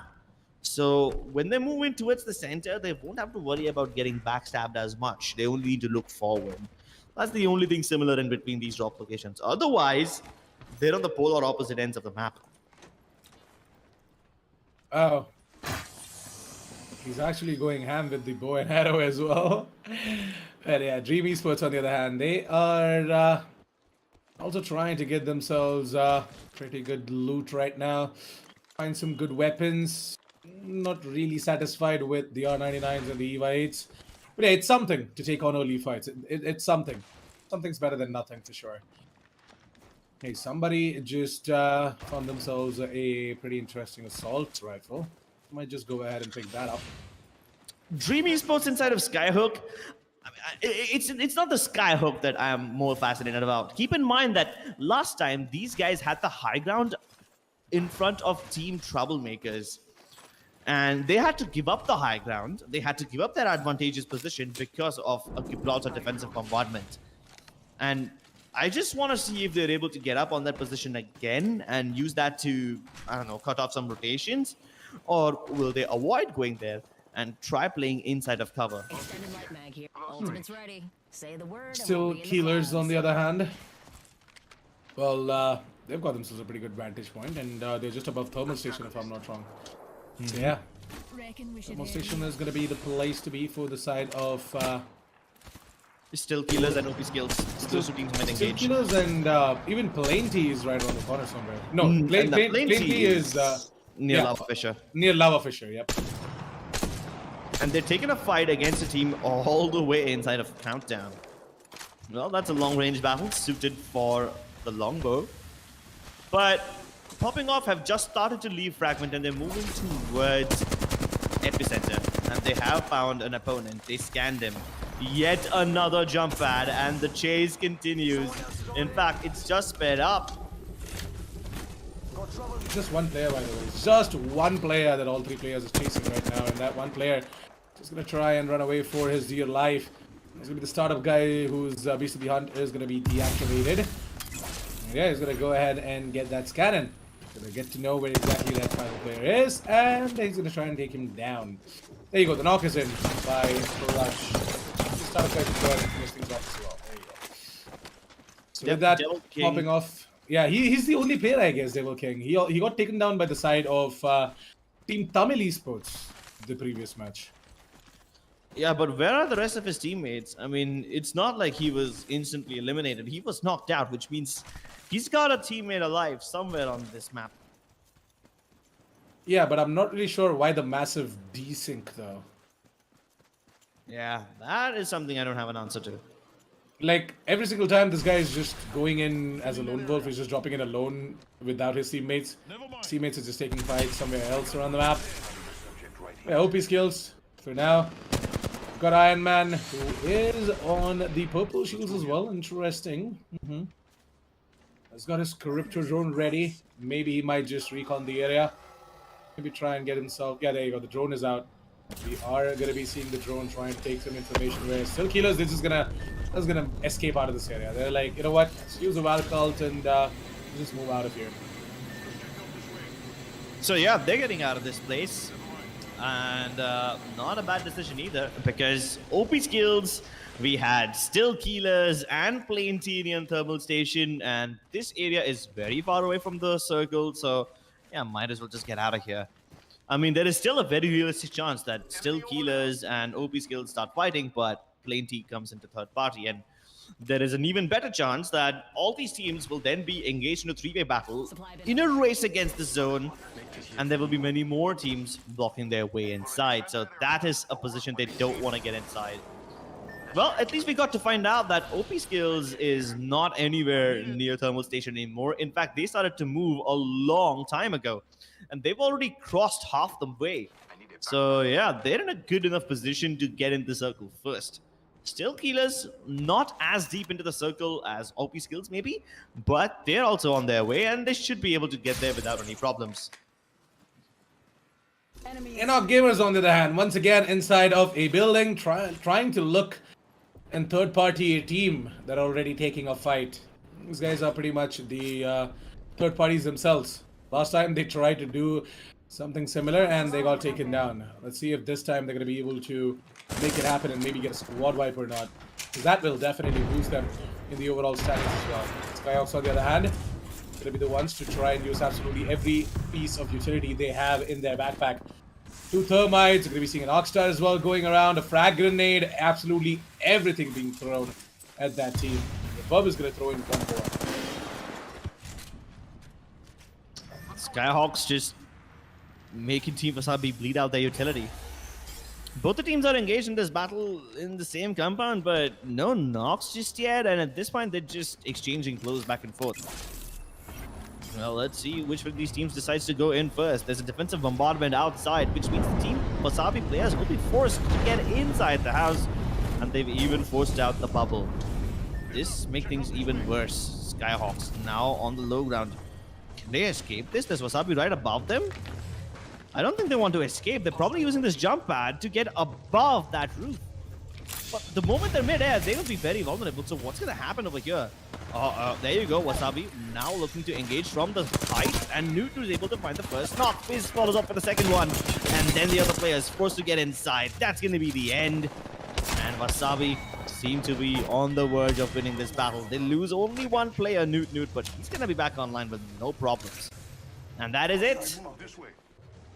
Team Wasabi with the spicy action, able to give their opponents a taste of their own medicine. Well, Wasabi, they definitely look like they are about to place themselves in, I don't know, maybe top 3 or something like that. They're seeming very confident here every single fight that they take. Usually, it's highly unlikely of the side of Team Wasabi, because we have seen them every single time they hear a gunshot, they just instantly press S and try and play passive. But this time around, though, that did not happen. They went in aggressive. They knew there was no escape out of here. Troublemakers inside the vault cave. They've got decent loot for themselves. Yeah, that's what happens when you get a vault card. You're able to get gold shields, purple armor. Good stuff overall. And with this control of these cave systems, the fact that they're putting up all their gas canisters across, they should be able to stop any one of these teams from rotating. And this is a major rotation point for any team that wants to get in and around the fragment area that connects the the fragment area to the southern parts of the map. This is a pretty important place to hold. And they might have just spotted another team. Yep, the Bloodhound can see footsteps, and even though the scan won't reveal anything, they will probably be able to see their opponents. And there you go. Wait, hold on. This is another fight. This is not not the team that was inside the cave system. This is plain T. Let's see if they're able to win. Seer versus Horizon, right at the front. She runs out of all the ammo in her flatlines, but is able to get downstairs. And it's Team Tumble that they're up against now. Plain T versus Team Tumble, and somehow the Horizon manages to pull off a daring escape, gets back after shielding up. And that is it. Team Tumble Esports have been buried 6 feet under the ground. That's right. It's gonna be the side of Team OP skills. We're gonna try and get their Gibby back up. Actually, no. Their Gibby is still gonna be alive. It's gonna be the Caustic who's gonna be going down. Yeah, the Caustic is gonna be picked up as well. The team that they just eliminated was one of the teams that was fighting inside of Thermal Station. So if Plain T is still alive, this means the only other team that was left over there has been taken down, and Plain T is nowhere left to be seen. So that's the saga of Thermal Station coming to an end. Now on our hands, we have a battle inside Overlook. It's going to be Troublemakers, and they've got the high ground. They definitely do. Troublemakers, they're about to give a lot of trouble to all of these other teams as well while they're trying to make their way in. The Heart Chamber is about to pop up, by the way, and the Sonar is going to come in as well. Wow, which exactly is that team running Blood Out as well as the Seeker? Be quite a lot of intel that they're about to gather, and they've already gathered a lot of intel. Every single intel that they need is right in front of their eyes, and they're about to go ahead and take on the fight. You know, gamers, especially Fnatic, is gonna go ahead and ask God of War and Pickle Rick to maybe try and come in from the left-hand side, maybe escape out of this Heart Chamber, because it's not at all good to stay in this, because information is gonna be constantly relayed if you stay inside of the Heart Chamber. Hey, not gamers, a little bit of trouble. They were already trying to fight Troublemakers, but now a third team has arrived, and this just looks very, very troublesome for them. They tried to make this third-party team work to their advantage, but no, they just get melted. Team Esports are the ones who wiping the floor with them. It's just God of War left. Let's see if he can be the god, if he can slay the Dreamers. Oh, Maybe. very, very tricky, very risky, but very smart rotation. He could have died right there, but he makes it up, and I don't think that they will find out where he is now, so he can safely get across the circle without getting fired upon. Yeah. Now Dream Esports, on the other hand, they have got absolute control with this part of the map. They're about to go in for the hunt as well. They really don't want that player to run away. You want to finish him off, make it 12 squads left on the board. And Dream Esports, they've got a pretty good loot, Crips. For the fights to come, they are pretty much sorted. Unless and until, of course, they randomly spam and lose out on a lot of heavy rounds. Enough gamers call of war. Can he actually find a way to recover the banners of his fallen teammates? The way that he took to come here is not the same route that he can take to get back up there. Unless he's able to wait long enough and get his jump pad online again. So he can't use that same pathway. It's a little bit of a one-way. It's not the... I mean, one-way is not a term I expected to be using in a Battle Royale game. That's more of a tactical 5v5 term, but hey, it works. Dream Esports now have that other target in front of them. Dead Totem activated. No jump pad being used this time around.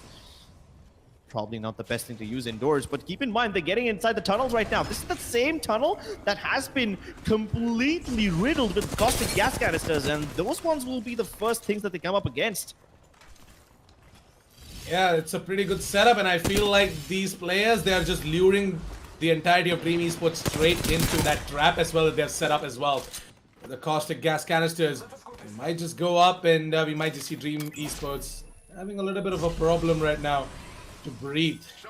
But hey, that player is down, by the way. So Dream Esports, for now, no issues whatsoever. They're pretty much just trying to find out the rest of the players and go ahead and get that entire squad down.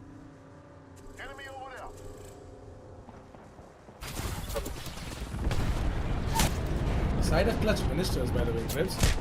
Fleeksy is already bleeding out. This is like the second time Fleeksy just finds himself in a position while trying to rotate out of there.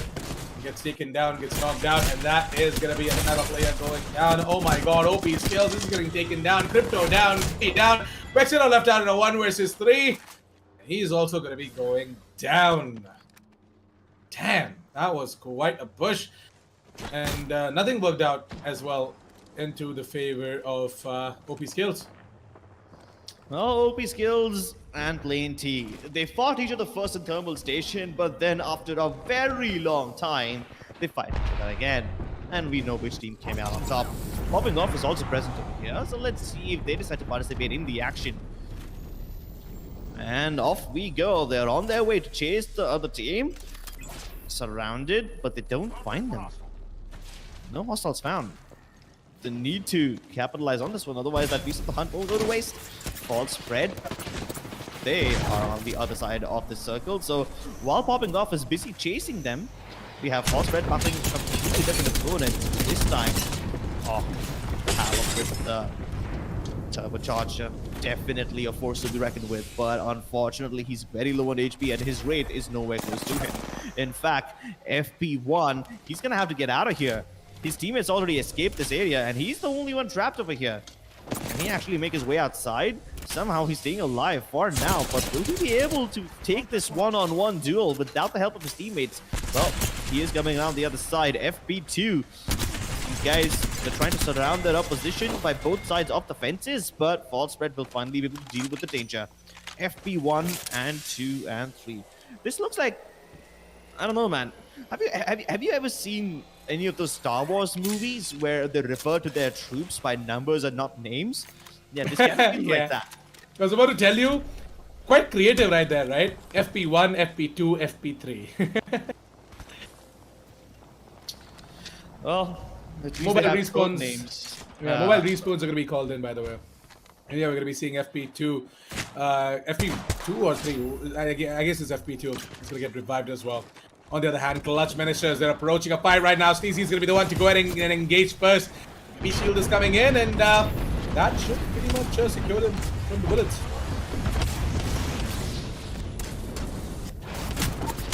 God, what a messy fight. Clutch Ministers deployed their Gibraltar Dome so that they could get up close to their opponents without getting in too much danger. But then that black hole came in, and that destroyed all their plans. And now they get destroyed too. Plain T. What a flavorful match these guys have put up. I mean, Plain T, once again, a very, very wise decision of just waiting it out a little bit and then finally pushing it up.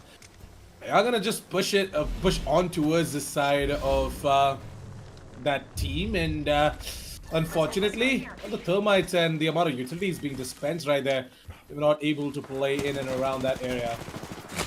Quite a dominant way of taking that fight on the side of Team Plain T, and I feel as if they keep on doing this, they should be able to put up the performance just like the previous 2 match, or maybe just go ahead and take up the victory as well.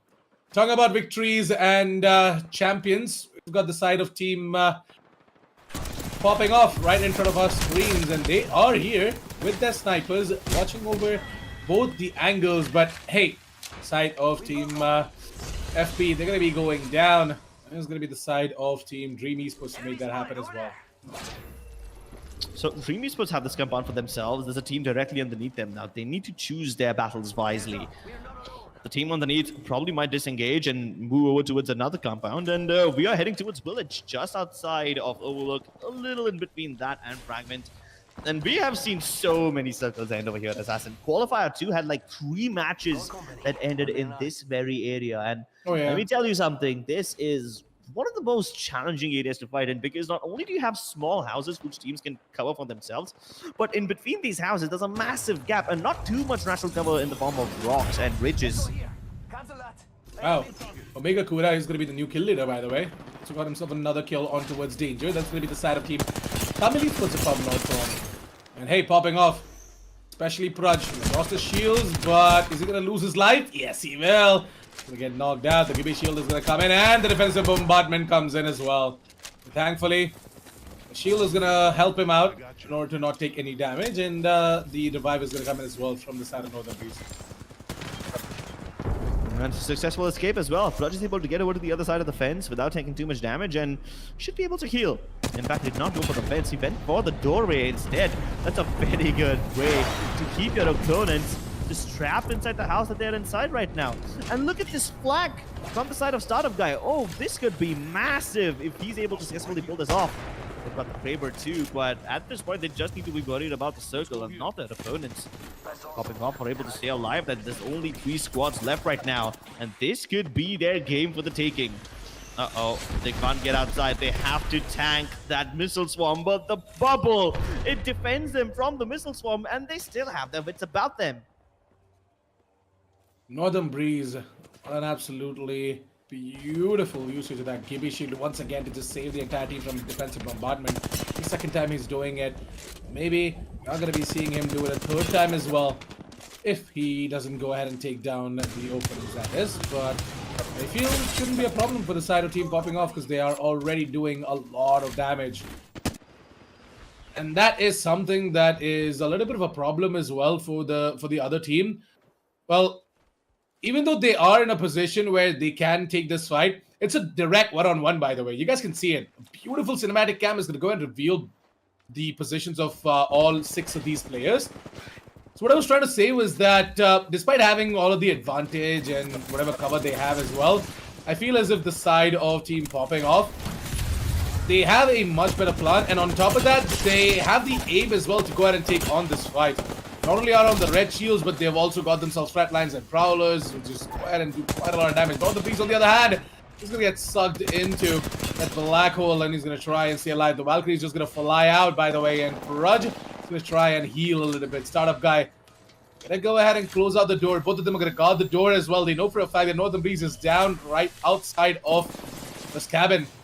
And the players are on top of the exact same truck. So he's going to try and take on that fight. Is this the final player, if I'm not wrong? And there you go.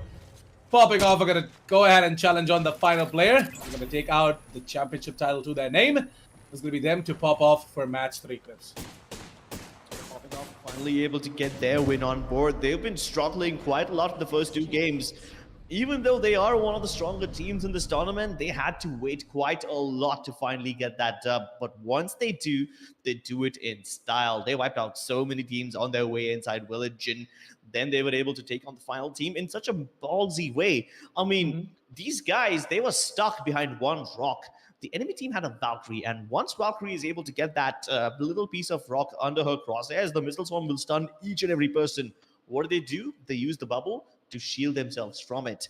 And because they shielded themselves, they got a little lifeline. Now, both the teams cannot push. There was a little 30-second period of disengagement, after which the players of Popping Off decided to go for a very brave push. Like, they moved in open ground, no cover for themselves, tossed a bubble right in the middle of the field, and got themselves closer to their opposition.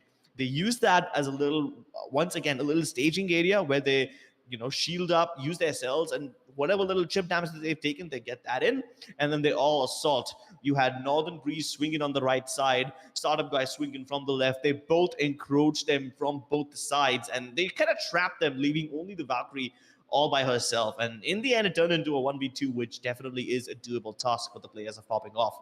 And that's how they're able to win.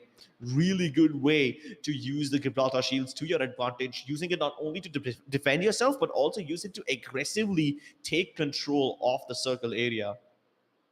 That's right. Popping Off, the way they engage that final fight as well is quite creative. And I feel as if the decision that they made of aggressing on towards their opponents is something that was a wise one, because if they'd have waited it out, they knew that the next ring is going to go ahead and screw them up. So better just go ahead and take that fight instead of patiently waiting and,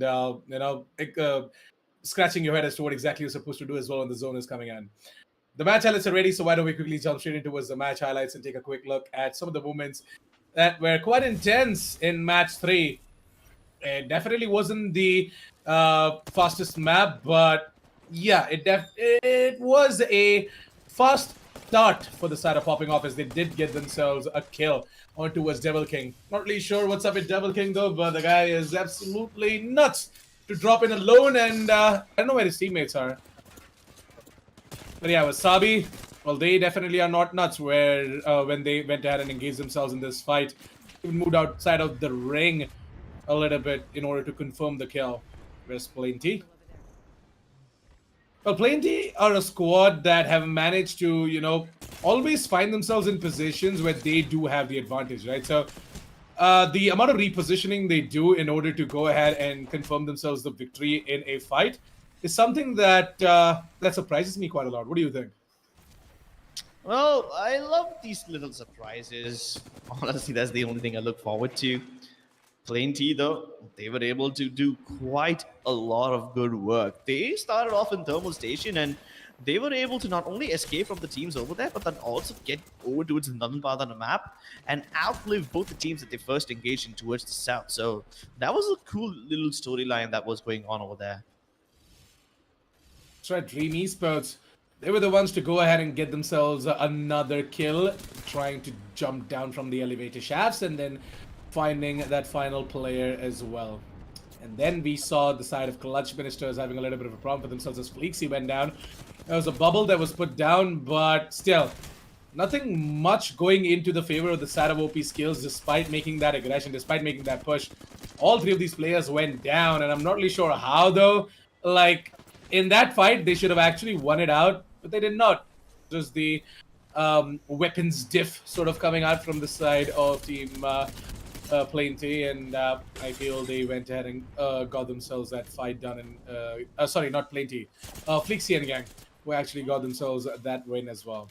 And then we had Fall Spread, who managed to get themselves a knock, and they also got themselves a kill, if I'm not wrong. Yeah, there you go. FP2 was the one to actually confirm that kill as well.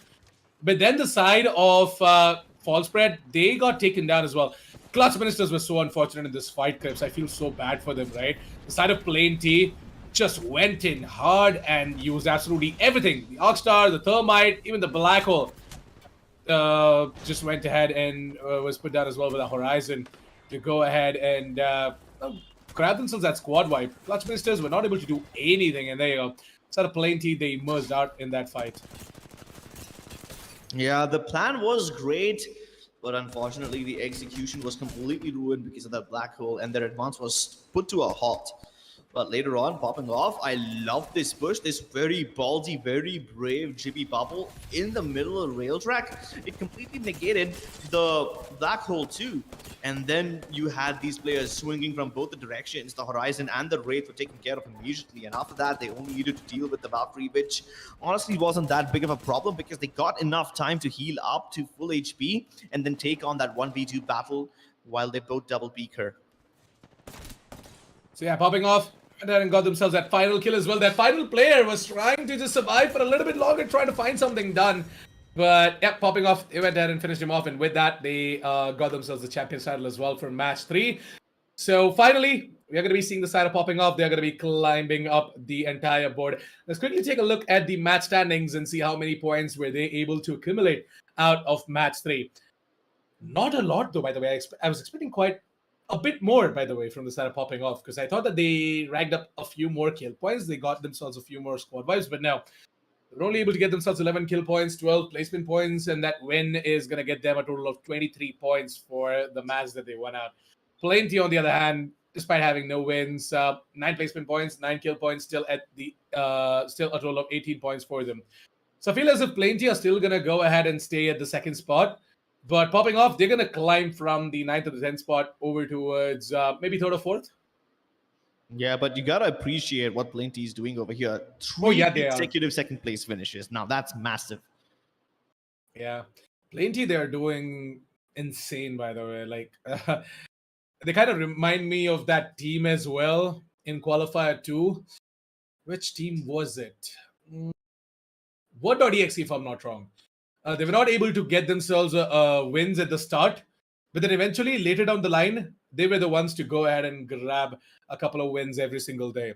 Day 1 did not start the best for the side of Word.exe, but yeah, Word.exe were the ones to dish out maximum amount of damage and stay alive. So Plenty kind of remind me of them as well. But it's not going to be that long till Plenty goes ahead and puts up a champion win for them. So really rooting for the side of Team Plenty and looking forward to seeing what they're going to do in match 4 and 5 that we have got left out. Overall standings are ready, so why don't we quickly jump straight into it and see what popping off has achieved after this victory here. And yep, they have climbed up to the 3rd spot. Plenty are still holding on to the 2nd spot and Stark Incarnate with a total of 55 points at the 1st spot as well. Stark Incarnate were not able to get anything in match 3, right? Yeah, it's almost like they were absent. Plain T continuing to finish second in almost every other game. They do pretty well for themselves. Popping off, they go from outside the top 6 directly at number 3. Well, that's a massive jump, if you ask me. And not only that, they've put up quite a lot of difference in between themselves and teams like Still Healers and Wasabi. That's true.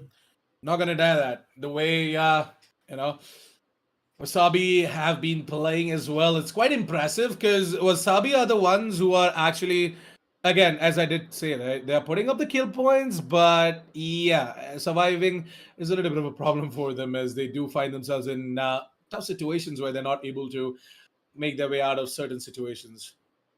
Hey, Team Sage came out of nowhere, by the way. They are sitting at the 6th spot as well. Troublemakers on the 9th spot.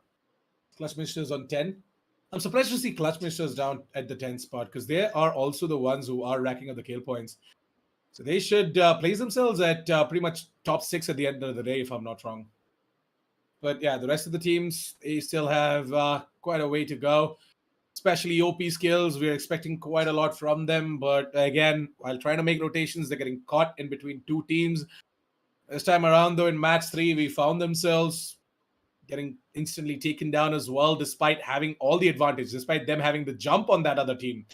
Still weren't able to go ahead and finish things off. The Gibby shield kind of helped that other team, and OP skills were just left out with, I don't know, nothing. Well. Stark and Garnet still kind of unshakable. Plain T is catching up to them because I think Stark and Garnet had a bad game. They did not progress at all in this one. That's the only reason why Plain T is able to catch up, but there's still like 11 points of difference between them. Now, if Stark and Garnet, they don't even need to play well at this point. They just need to not have a bad game and continue progressing a little by little. And they should be able to hold on to the number 1 spot. Plain T, as long as they continue doing what they're doing, they will be doing really well for themselves. It's no problem, honestly. Getting 3 consecutive second place finishes. I do feel kind of bad for them because they're not able to get a dub just yet, but yeah, the consistency is great. Whereas for other teams, like let's say Skyhawks or Troublemakers, these guys were doing pretty well for themselves in the first game, but then I don't know what happened to them later on. They kind of just dropped off. Yeah, Troublemakers, even in the second game, they were the ones to go ahead and survive till at least the last second zone or the ring. Yeah, Troublemakers, if you do remember, they made that play over towards the fragments, and then, they eventually made their way over towards the final ring as well. But yeah, they were not able to survive before that. But match 3, they were completely absent. I'm not really sure what happened from the side of team Skyhawks and the side of Troublemakers as well. But hey, really looking forward to seeing what is going to happen as we head on over towards match 4 for the day. Match 4 is going to be a little bit different compared to match 3, I feel like. Because, we did see a little bit of a change coming out in terms of the drop sides, at least, from all of these teams. And I feel as if things are going to get heated up quite a lot now as we head on towards match 4 and 5. It is and has been the custom for Qualifier 1 and 2, where, teams kind of start off slow and passive, but then later down the line, match 4 and 5 is where they just go and fire all cylinders and they go all out. So that is something that I'm looking forward to as well. Maybe dropping it over towards places like Countdown, Thermal Station, Lava City, and even Fragment to take on that early fight. We're going to be seeing teams like, which exactly was it? OP Skills dropping in over towards the Overlook as well, trying to maybe make their way in from over there. OP Skills, yes. Trying to drop in over towards Overlook and eventually making their way in over towards the Fragment and taking a fight over there as well. But only time will tell. For now, we're going to be going ahead and taking a short break, and we're going to be right back with you guys with match 4 and 5 for the day as well. Until then, we're going to go ahead and get ourselves energized. So see you guys after the break.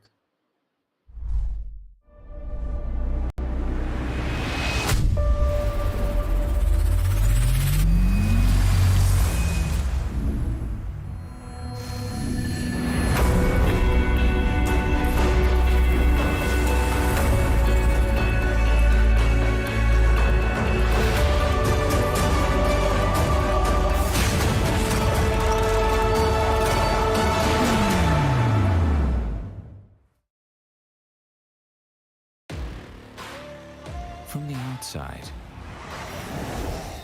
who would know what lies beneath? Unleash Unleash it with a machine as savage as you are. This is how legends are made. Lenovo Legion. Stylish outside, savage inside.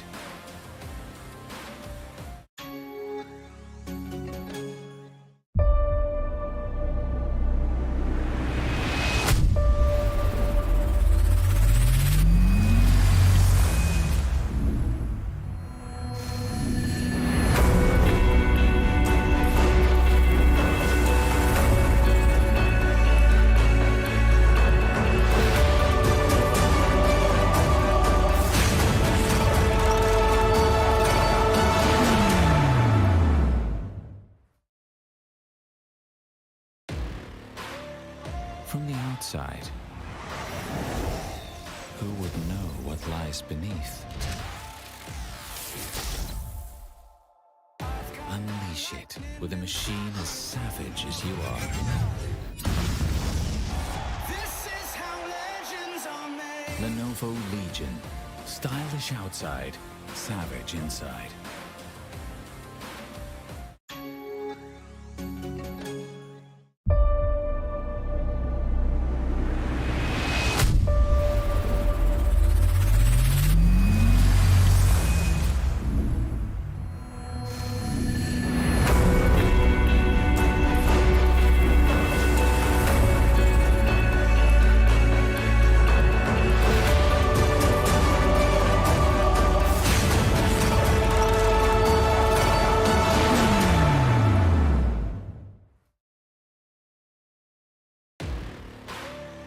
From the outside, who would know what lies beneath? Unleash it with a machine as savage as you are. This is how legends are made. Lenovo Legion. Stylish outside, savage inside.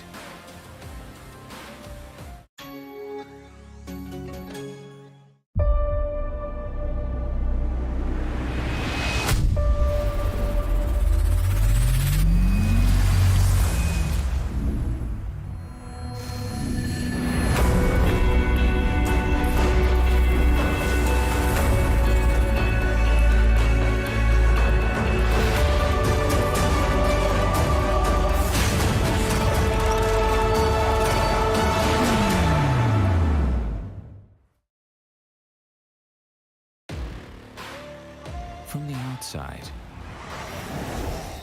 who would know what lies beneath?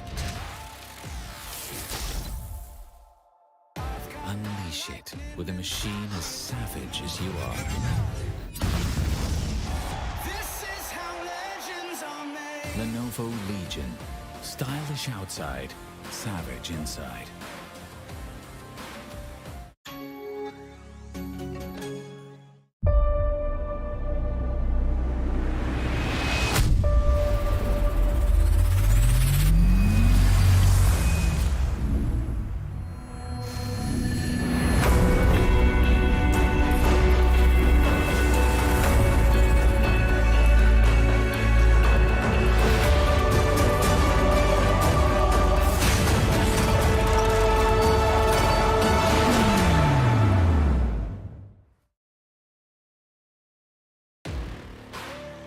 From the outside,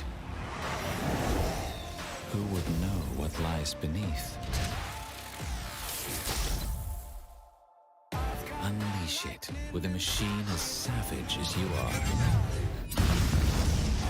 This is how legends are made. Lenovo Legion. Stylish outside, savage inside.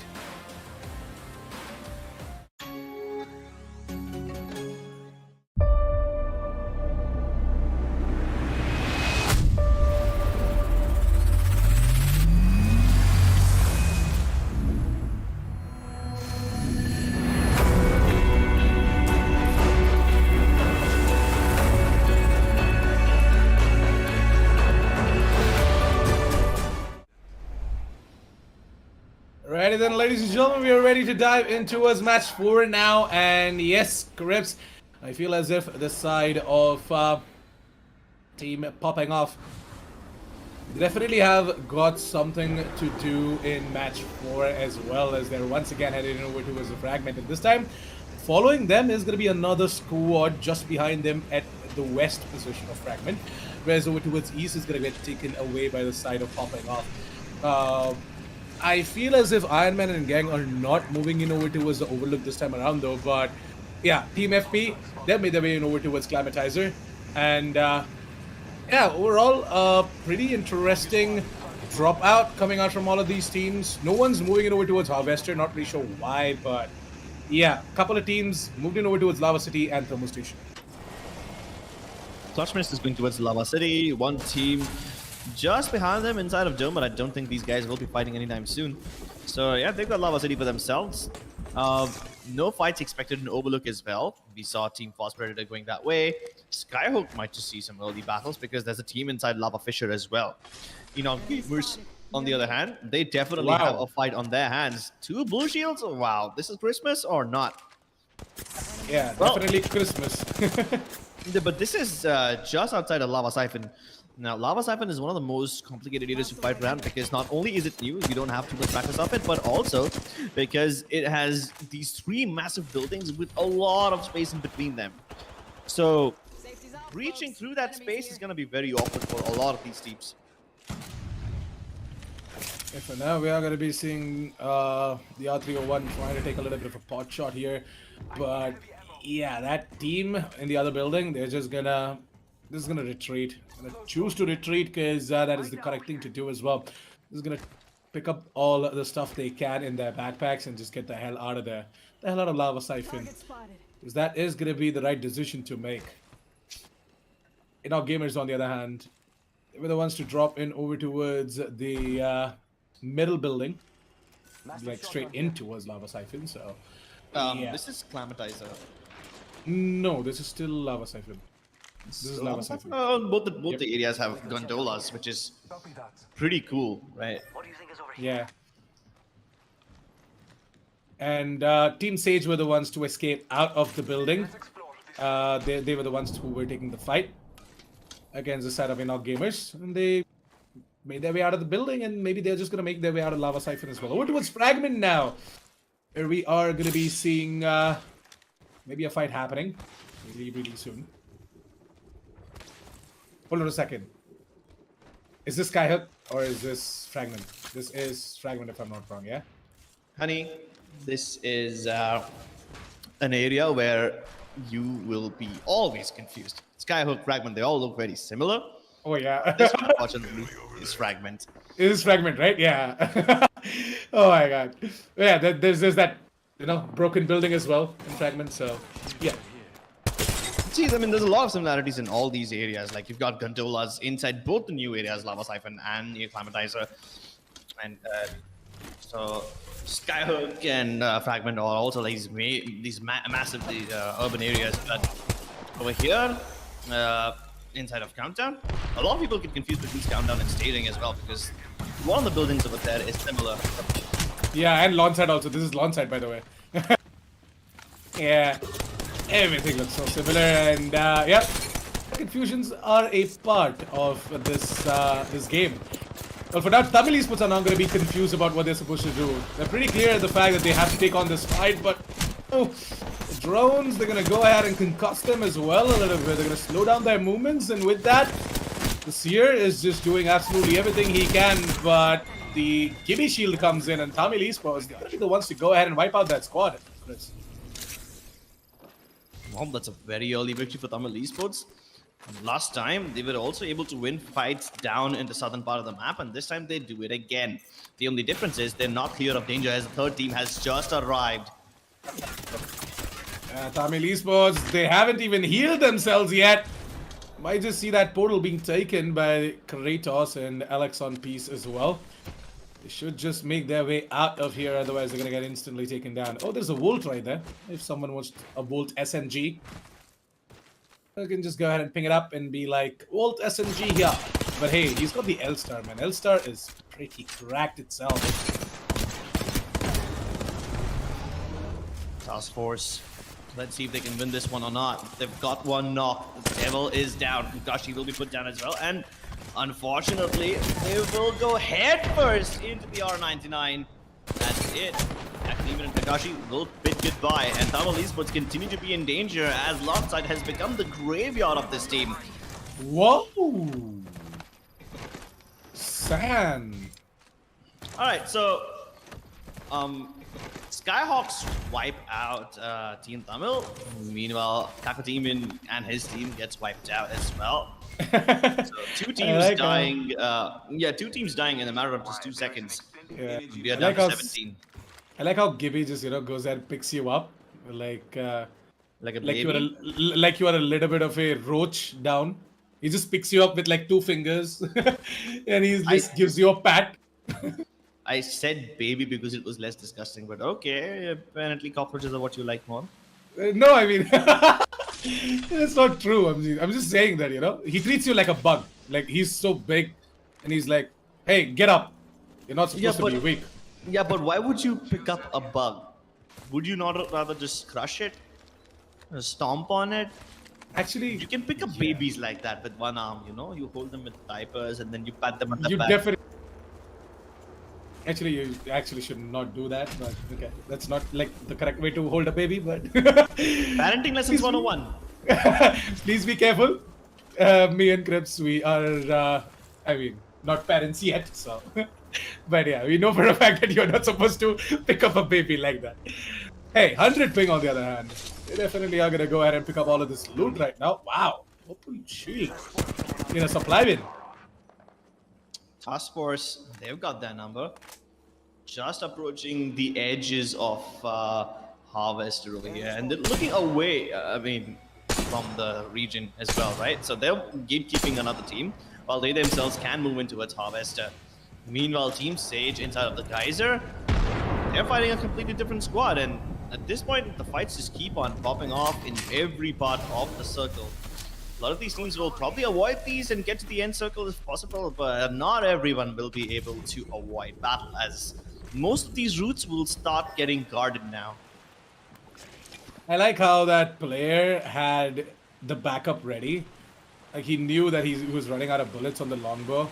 He had a rampage right around him. He has all the attachments as well to the rampage, and he has tons and tons of heavy ammo sitting right there. So I'll quickly go ahead and pick up the rampage as well. Look at Northern Breeze. He's gonna go ahead and take the geezer and just gonna quickly go up this guy, and he's gonna make his way over towards the fight right now. Popping off on the other hand. Yeah, it's not a third party as in, but yeah, they knew where there was. It's really funny how Praj and Boom were staring at each other through the door, and then Northern Breeze North comes in from the comes back. up from the side and he shoots him in the back. Like, Yeah. all Praj had to do was have a stare down with the opponent. Yeah.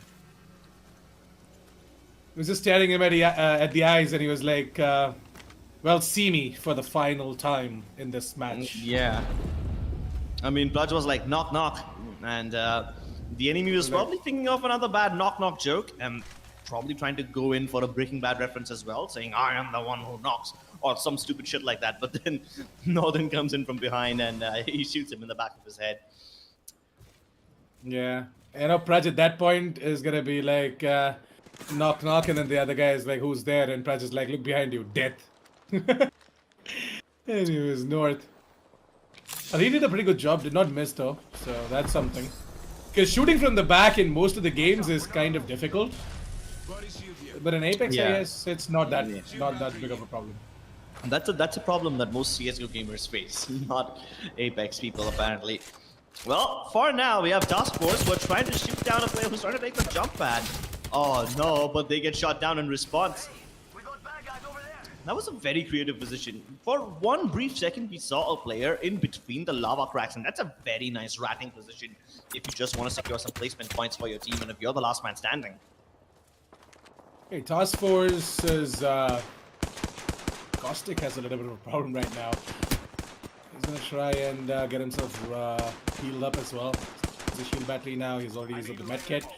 And the Task Force are now going to be ready to take on a fight, but they're just going to retreat. They know for a fact that they're at a disadvantage right here. If they try to engage that fight, they might just lose. So better to retreat and possibly find themselves in a better position.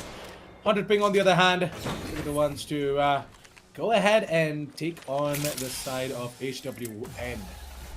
It's going to be Ryu to fall down by the hands of Edith, and Edith is going to go ahead and apply some heals. 100 pings. I feel as if we haven't seen them much in action, but this time we might see a difference coming out from the side of 100 ping because they got themselves a pretty good positioning right now, and I feel as if the ring is working out for them as well. Well, God of War, last survivor for Enoch Gamers, still inside of Lava Siphon, and unfortunately he can't rest his teammates as well. So, yeah, maybe he can use one of those cool rat positions just in between the cracks of lava.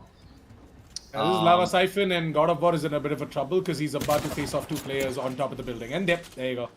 They're going to go ahead and spot him out as well. And, well, Lava Siphon is not going to be the best place to be in right now, man. God of War, you just have to get the hell out of there. Someone's out there. They're far. Victims galore. Team Moth over here. They've been having a pretty rough day so far in the tournament. And they've outlived the first 5 squads. Let's see if they can outlive the others as well. Let's see for sure. Got 15 squads left out, by the way, and it's just 2 players for the side of Team Mod, by the way. The third, I don't know, disconnected maybe, or did not show up. But yeah, Team Mod, they are going to be pushed out because the ring is approaching. That's going to be round 2 closing in. And surprisingly, the best part is that it just isn't that far. All they have to do was just get out of that building. They're going to be forced out of the building, but it's fine. They're going to go ahead and take on the other building. And wow. Go ahead and get themselves a kill as well. Nice little spray down coming in with a flat line right there, Devil King. No, sorry, not Devil King, my bad. Vitality. Vitality Z. And Devil, on the other hand, is going to be the one to go ahead and take down Sammy. So yeah, that was a whole different fight happening off your screens, but FP1 trying to heal up right now, has used up the medkit as well as the shield batteries. And he's the only player left out from his team that is fall spread. Well, fall spread in a little bit of danger. 100 ping also in a bit of danger. At least his teammate's still alive, but Night Howlers won't let him go. And even though they got only 2 players, they are just not backing off at all. They want to get rid of this one, and they want to bring the team count down to 13. Can they circle around him? It seems like they can hear the footsteps, but now that little bit of a jump boost will still keep a little bit of distance in between Naughty and his opponent. Mr. Seer over here, take off your hat. We have a present for you. It's a bullet that goes straight into your skull, and that's going to be the end of Virtual Hunter. Oh, Night Howlers. There's a pretty good take coming in as well from them. Nice little switch onto the shotgun when required. Up close and personal. And yeah, it was a pretty good wipe right there as well. So Night Howlers, they've already lost out Ryu, so they're going to try and maybe get him back. Not sure if they can get him back though. I'm not really sure if the beacon was picked up or did it time out.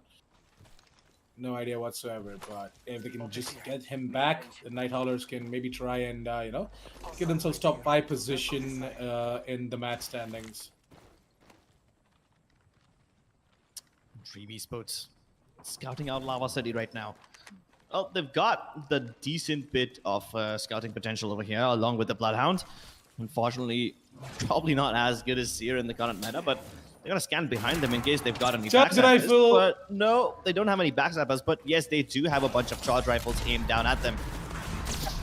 Where? Oh my god. What is that totem? Was that a bug? Or did they actually just put the totem on top of that rock and it got shot down? If the totem got shot down, that would be a massive waste of an ultimate. But I think they still have that ultimate online. Might have just been a bug.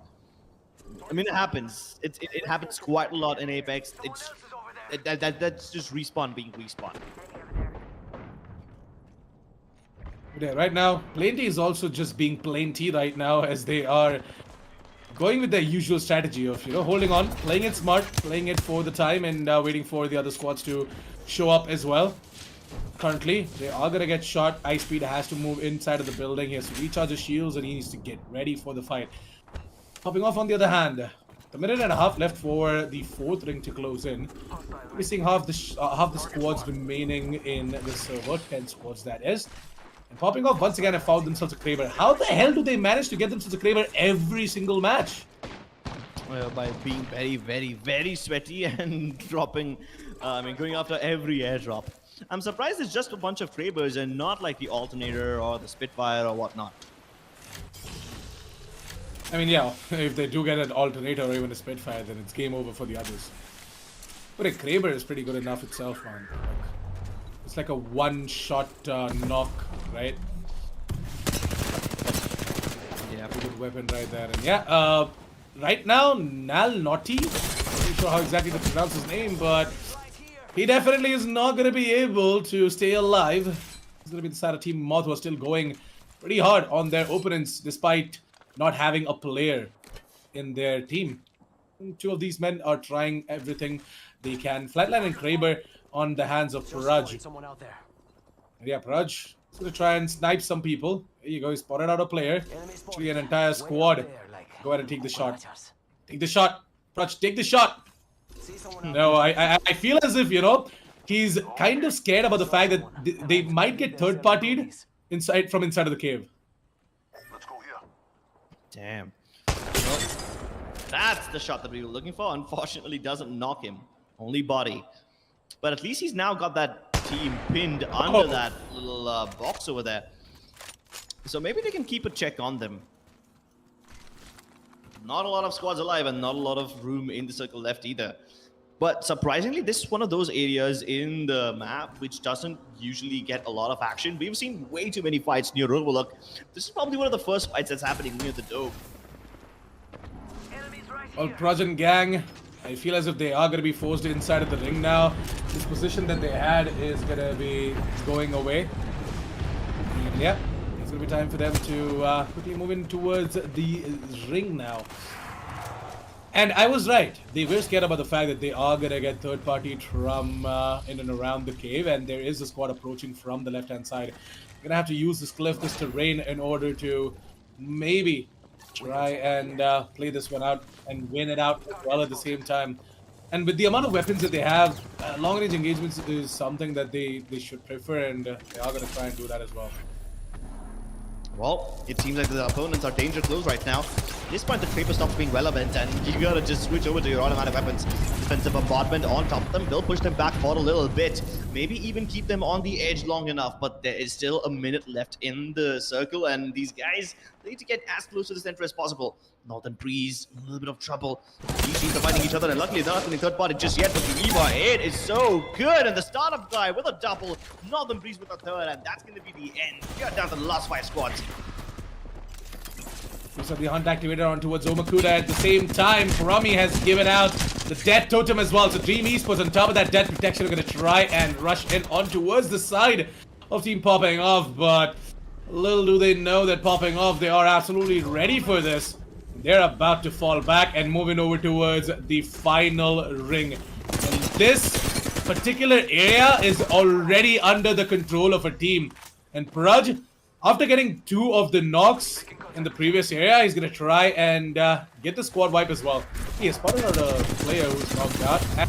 And yeah, those are the 2 knocked out players looking to get the Wraith as well. Wraith has opened up a portal, by the way, and the door is about to be kicked open. He's going to decide of Popping Off to go ahead and take down that Wraith. My goodness, these guys are wiping the floor with everyone right now. They've got barely any bullets left in the Kraber, but they've extracted the worth of it every single time. And now they have one of the only places in the circle which has a decent amount of cover, but they can abandon it and go towards the next team. The fight continues as the Gibby Bubble gives them a little bit of room to work around with. Up close and personal, they will be able to get the knock onto Omega Kuda, and that's it. Within a matter of seconds, yet another team falls to dust. As Popping Off, they're living up to their name, and they continue to pop heads. 2 more squads left. One of them is weak. Don't have the numbers. And very soon they will have the ultimate available on the starter guy as well, which means the Beast of the Hunt will be activated. It's a 3 versus 2 versus 3. Isn't it like a 3v3v3? Oh yeah, I just noticed Makam being on the other side. My bad. So Yeah. both the squads, I mean, all three of the squads have an even chance of winning. But hey, at this point, popping off are the only ones with red shields. I'm not sure about Reverb's position, by the way. I feel as if he's just pinned down from both the sides, and there's no escape whatsoever. So Reverb, all he can try and do is maybe, you know, scan as much as possible, give out all the information that his team needs in order to go ahead and make that final push, and there comes Northern Breeze with a knock. And that's gonna be Reverb to go down with the Kraber. And yep, Reverb, there's no help that is coming your way, buddy. There's no help that is coming your way. You are just pinned down right there. Makama, on the other hand, gets taken down by Peanut, and yep, it's just going to be the final player left out from that side. Yeah, but they don't even have time to go for the red. That's it. They're gonna fall. Last two teams alive right now. Northern Breeze needs to go up with the shield. They need to buy as much time as possible. At this point, the Krabers don't know how relevant they will be. The defensive bombardment won't really harm them because they're indoors, but hey, this will definitely harm Skyhawks. That's a team that needs a lot of points right now. They haven't been looking too hot in the tournament so far, but if they can deny popping off their second win in a row, they will definitely have climbed into the top 6. This is it, ladies and gentlemen. This is what it comes down to. And oh my goodness, Northern Breeze once again with that great flick onto Nude turns it into a 3v2 instantly. Breeze now going in for the Eva shots as well as they're flanking them from both the sides. It's down to a 1v2 and popping off with 2 wins in a row. They are now in contention with the #1 team. And I feel like the competition is just getting only closer and closer. That's right, the side of Team Popping Off once again going ahead and getting themselves the second champion title to their name, and the side of Popping Off, the way they did it as well, especially that Kraber action coming out from the side of Northern Breeze, missing out on a couple of shots initially, but then later on connecting absolutely everything he was supposed to, getting himself 2 knocks right there, helping the side of Praj to just quickly rush in with the Eva 8 that he had and just pouncing in on towards his enemies to just go ahead and get the final action in and secure themselves the second champion title to their name. That should pretty much be a big boost to their overall standing. And I feel as if the side of Team Stark Incarnate, they are going to be in a position where they're going to be like, hold on a second, are we going to get dethroned? Because again, they were kind of absent from match 3. I'm not really sure why we are not able to see them anymore. But yeah, Stark Incarnate, after getting 55 points on the table, they're just completely absent of the action.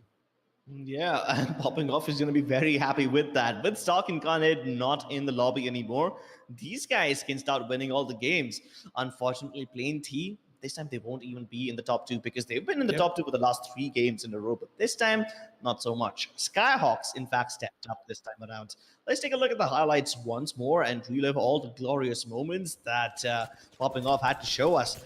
I mean, they started off in a very stylish way, winning all their fights while they're coming out of Fragment, but later on, after they got that Kraber, oh my lord, nobody was safe from them. I mean, the Kraber absolutely changed a lot of things for the side of Team Popping Off. But more than that, there were moments like these, right, where Tamil Esports were the ones to go ahead and wipe out an entire squad. And then they just got third-partied as well. There was the side of Enoch Gamers, if I'm not wrong, went ahead and took down the side of Tamil Gamers. On the side of Task Force, by the way, Devil King actually put up quite a performance with the Hemlock. Not only was he able to get himself a frag on towards Kakashi, but we also saw the side of Task Force later down the line get themselves a frag on towards the Valkyrie. Trying to fly away, and see, this is the exact same action I was talking about. Tamil Esports trying to get something done here, but yeah, it was a side of Team Skyhawks, actually, not in our gamers, but Skyhawks Bait. who went ahead and yeah, got themselves that frag. Hey, this is the bait play where there was a little bit of a knock action going on, and yeah, Praj was like, you know what? I'm not the one who is about to take you down. It's gonna be North. Say hello to my friend behind you. Say hello to my little friend, that Tommy gun. Just kidding. This is Apex. It's not PUBG. This is The Tommy master gun, yeah. reference? No, never mind. This is the Scarface reference, by the way. Oh, okay. We had so many pop culture references this time around. We had Breaking Bad, we had like Tom and Jerry, good old knock jokes that never get old, and the Scarface to top it all off. No, the way you said Tommy Gun, right, kind of reminded me of the guy when he, you know, does that balloon show in Musk.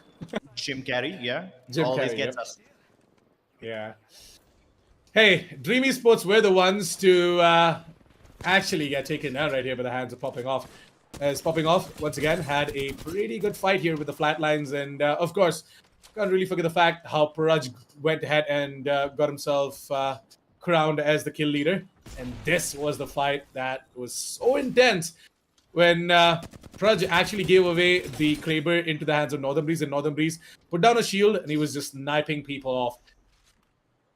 Yeah, I mean, because North is the Gibraltar over here, he will not be the ones doing the aggressive pushes, so makes sense for him to have the Kraber. But then later on, when they got that first knock, they were like, that's it, full send it in, surround them from both the sides. And once again, they divide and conquer. They went around from two different directions in that one rock. North swings towards the right, his teammate swings towards the left, and they just sandwich them in between. And trust me, you don't want to be in the middle of that sandwich. It does not taste good. It tastes like lead.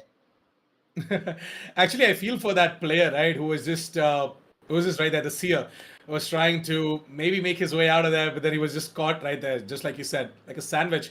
Got sandwiched from both the sides. He was getting shot from both the sides, both from the side of Skyhawks, and there was a Kraber right in front of him. All he could do was just keep on scanning, and he was just trying absolutely everything he can, but nothing actually worked in their favor.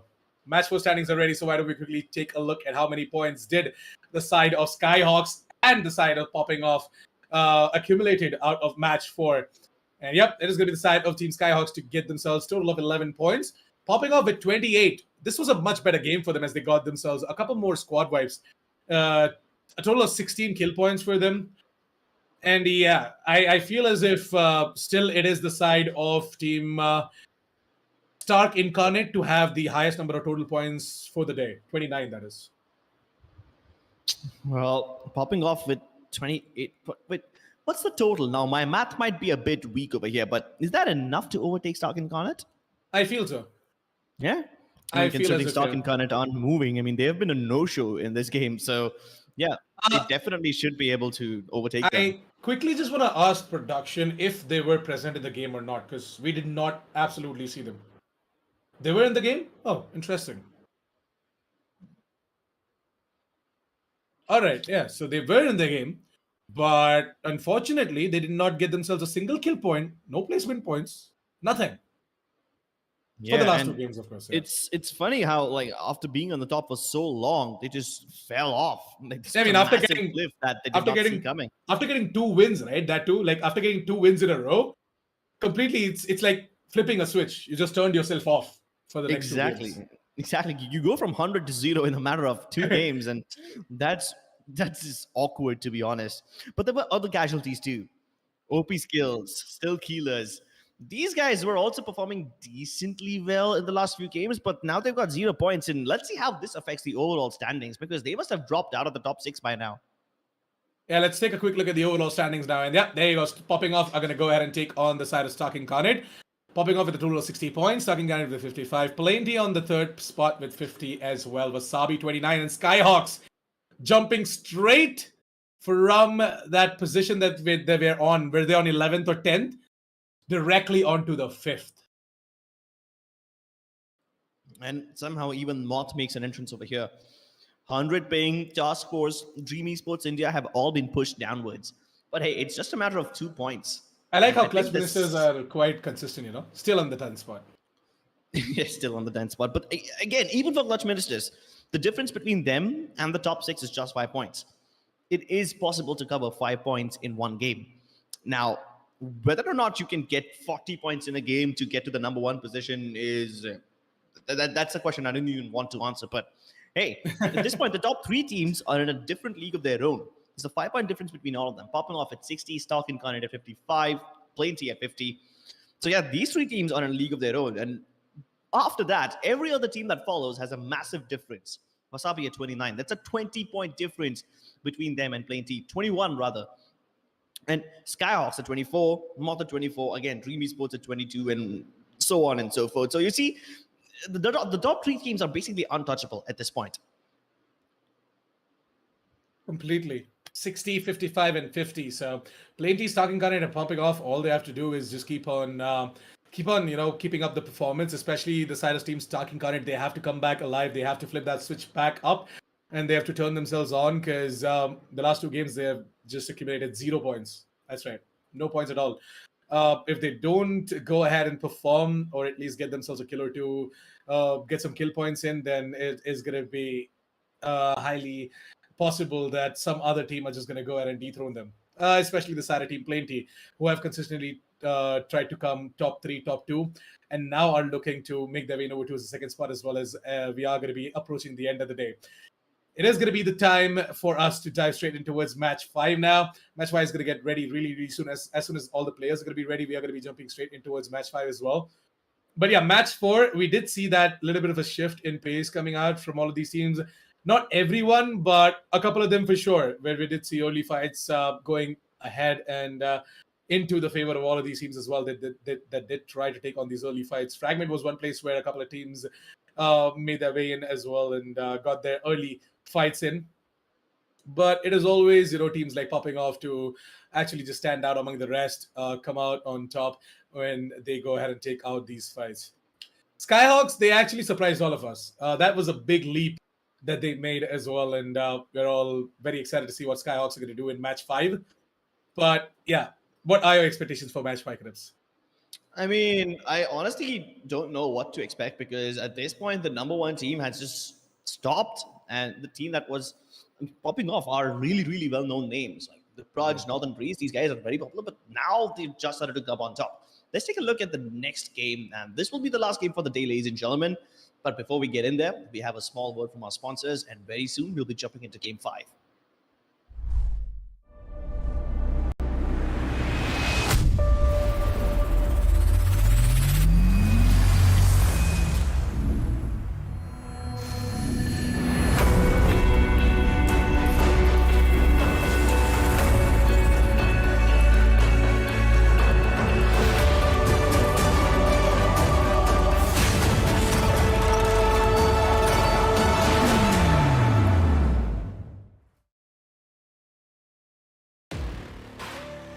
From the outside, who would know what lies beneath? Unleash it with a machine as savage as you are. This is how legends are made. Lenovo Legion. Stylish outside, savage inside.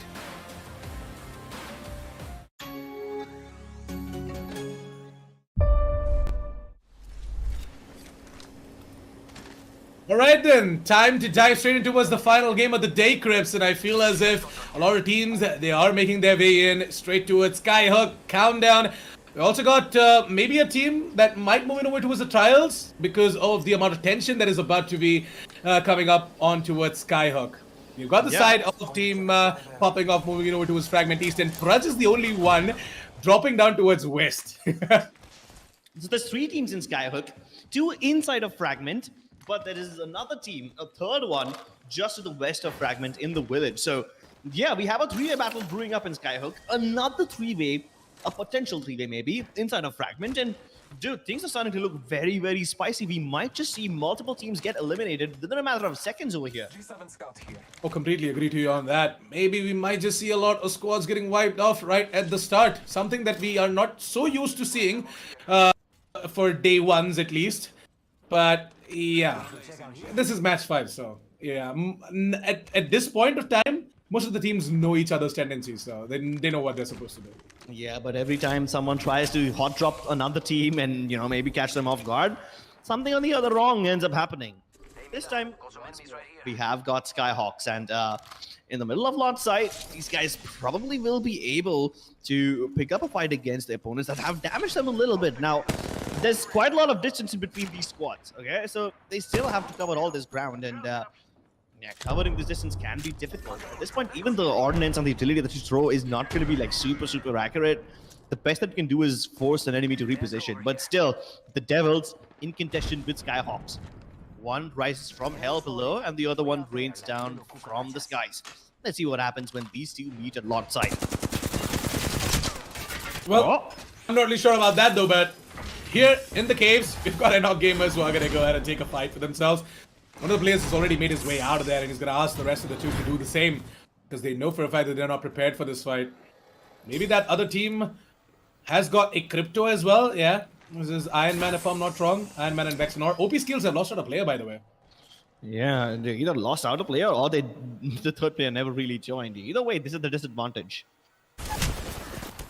I feel as if the side of Enoch gamers should have actually went for that side. Yeah, but at that point they didn't know that they were up against a two-man squad. At this time though, still Keelers are in a lot of trouble. Now luckily the Valkyrie is able to get on top and heal up before the enemies can get to her, but this is a 2 versus 1 still, and Plain T also have quite a lot of advantage to themselves. Here comes the Valkyrie, and they exchange positions. Horizon getting up on top, and he's getting slaughtered with that L-Star, barely surviving by the skin of his teeth. He gets inside. Does he have enough time to heal himself? I guess not, but they aren't pushing him either, so I guess he might just get a little bit of time. Now the wingman up close, puts him in his grave, puts him out of his misery. Popping off on the other hand, they've already lost our 2 players. It's all out of Praj. He's sitting at 1 HP. Gonna get the frag as well. Yeah, he clutched it. He's gonna get that frag as well. That final frag onto his Ryu, and that is Night Howlers to be going down. Jesus, that was dangerous. He survived at 1 HP, and Wingman is not the kind of weapon you would have the confidence to use at 1 HP, but these guys are the #1 for a reason right now. Back down in Skyhook, we are about to finally see this fight begin. But Stark and Garnet have spotted out both their opponent's squads. So now they can take a step back and decide which one to engage first, or whether they want to engage at all. 100 Ring is one of the opponents that they're up Oh against. no! They do a little bit of damage, but no follow-up. Yeah, he got stuck on the door, by the way, and he was like, "Oh, just move away. Let me in." Let me in! Yeah, all the meme references. Yeah, Worth their weight in gold. that's right. Again, another scan comes in from the Bloodhound, and I feel as a Stark Incarnate gonna see this entire squad make their way inside of the tunnels. On the other hand, we did talk about that 3-way fight, right? One of the squad has already escaped out of Skyhooks. They're about to make their way into the tunnels. Whereas Stark Incarnate, now they know for a fact that there is one more squad onto their left-hand side towards the other building. Well, Wow, good riddance. they're actually going for this. Yeah, I mean, the first squad lived. So yeah, Stark and kind of like, alright, we only got 1 squad to deal with now, so why not? Let's just move right inside. We have Loridisat who's trying to corner them from below, while his teammates up on top are trying to pinch them on the 4th floor. And let's see if they're successful or not, because so far, Stark and kind of taking a little healing break. His Destroyer has. And they're all gonna get up on the roof once again. They put up a stellar defense on the roof before. Let's see if they can pull this off one more time. But the last time they did it, it was on the back of a bunch of thermite grenades. Seems that the flanking maneuvers have been unsuccessful so far, for the most part. But they are dealing with the death protection so far. They've already sent back 1 player. Let's see if they can send the others back as well.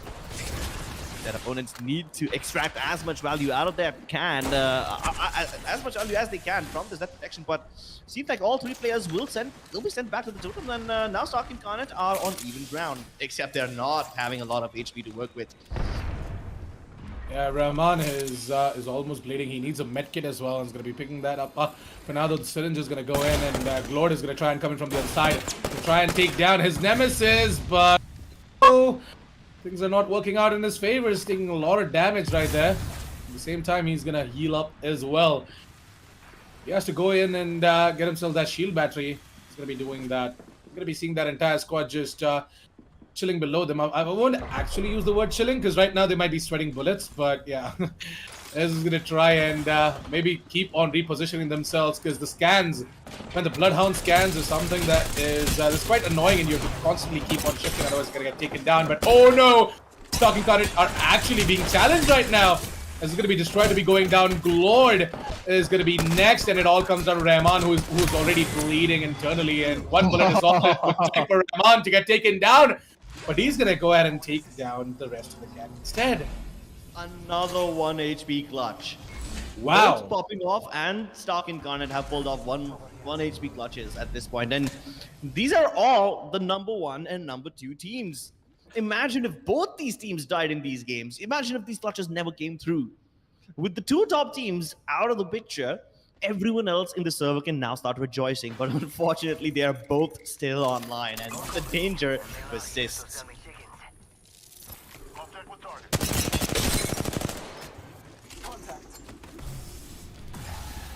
Normal Esports turning the floor into lava for now, hoping that their opponents aren't brave enough to push through, but they get to the door instead. The protection's offline, so the Devils continue to do what they do best. That is right on the hill. And oh my goodness, no, Zammy, that was a wrong move. Goes in with his pants down, unfortunately had no gun equipped at that time. Now let's see what his teammates can do to follow up. The scan revealed all their positions, but they're able to catch most of them off guard. Is that going to be enough though? The Wraith is trying to flank them from the other side. Trying to catch him, but now he's just a bit too evasive.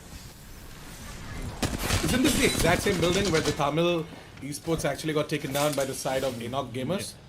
I mean, not the exact building, but this was the same area. Both of them happened in Tree. Yeah, both of them happened in Tree, right? Yeah, the same area. But yeah, decided the Devils are going to be the ones to go ahead and win things out for now, though. Clutch Ministers on the other part of the map are right now trying to load up as much as they can, trying to gain some intel. Hostile close. Yeah, Wasabi are also right around the corner for them, so might just see a fight emerge out of there. 100 ping. What exactly are they up to, by the way? Themselves the blue shields in. R99, Zelstar, not a bad loot. For the digital threat as well on the R99. So hey, Exile, expecting some pretty big stuff coming out from you, but oh, the hard chamber on top of the defensive bombardment gonna be taking quite a toll on towards Exile. Oh wait, not Exile, it was Edith actually. But somehow they were able to get away, even though they were very low on HP. On the There are other 3 side, squads here if I'm not wrong. Yeah, I mean, Plenty's taken up a really long-range fight against Team Sage, but I think Team Sage won't be in too much trouble. They've already sent back one of the squads, and they can take on Plenty at this point. But if False Spread somehow chimes into this one, then this is a monkey wrench. At this point, they won't know what to do. FP2 did not connect, by the way, or did not join this match. FP1's respawn timed out, and it's just down to FP3 from the side of False Spread. Try and get something done. Hey, the rushers, on the other hand, looks like someone stood true to their name, tried to rush in, but got taken down instead. 2 players down already from the side of the rushers, and there's just 1 player left out. Yeah, and Stark and Connor want to finish him off as well. They find where the other player is going, and they know she's behind this rock. That Wraith is gonna have the scare of a lifetime coming at her face. When the Gibby is on the chase, you know you are done and dusted. Yeah.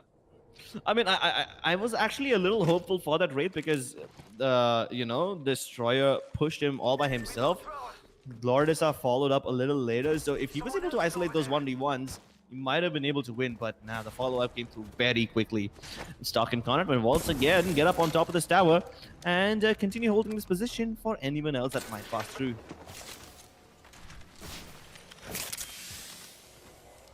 Raj right now in a bit of a situation where he has to heal himself, get the hell out of that area. Northern Breeze already on the red shields. Man, how much damage does he deal? Or what exactly did he do right now? Startup is already sitting at 3 kills and 3 assists. Popping off actually got themselves a squad wipe, if I'm not wrong, off our screens. But they're dangerously close to OB Skills. And OB Skills can hear these battles. The EMP comes through at the right time, and this is the perfect place to use the Caustic Ultimate. The Nox Gas does so much damage in close quarters. And it does it directly to the HP too, so no shield that can protect you from this one. And he actually gets a knock onto Vitality from that Nox Gas. That's his cue to go full sending him in. And they still have the opportunity to make this third party successful. They spotted one of the players outside the door. They can take the right one as well. And that's exactly what they're going to do. In fact, they're going to gas canister off the right door and then try to push even further. 1v1, keep out of the Caustic, more people to follow behind him. Iron Man is a little far away, but he arrives just in time to help his teammate out. Oh no! But the bubble! He pushes right through it, and he gets that first knock. Can Iron Man save his teammate? Yes, he can. Pushes him back far now, but I don't think a revival is possible. He's going to be on the drone now. He's going to try and get information. He's got to know where exactly that player is. Go ahead and tag him out as well. And with that, we're going to see a Bloodhound scan coming in, and Iron Man is getting shot from behind. That is going to be Paraj. And that's going to be team popping off as well coming up. So that was a fourth party situation of sorts. Now these guys have definitely the chance to clear everything, but a fifth team from the cliff is now shooting them. But at least this fifth team is far away, so they don't need to worry about it right now. All they can do is go in from the inner areas of the ramp and continue fighting while completely avoiding that fifth team. G7 Scout is going to help out Startup Guy a little bit in order to go ahead and deal some damage. But yeah, even Northern Breeze on the G7 Scout is going to try and get something done here. Stalking Carnage off your screens are taking a fight right now. About to go ahead and wipe out another squad. Glord, he hasn't been having the best of the duels, at least for match 5, by the way. He's just finding himself in positions where he's not able to do much, but at the same time, he's taking a lot of damage himself, so to be careful. He's got himself the Prowler and the G7 Scout. G7 Scout on towards Rahman, and there's a Heart Chamber being put down right here. So technically, they are fighting off two. There are actually 3 squads here. Ux is from a different team altogether, and then there are 3, and then there is like 1 squad. Now they're worried about anyone else who could come in from their left-hand side. And this area near staging can be quite treacherous because this highway is so exposed from a lot of angles.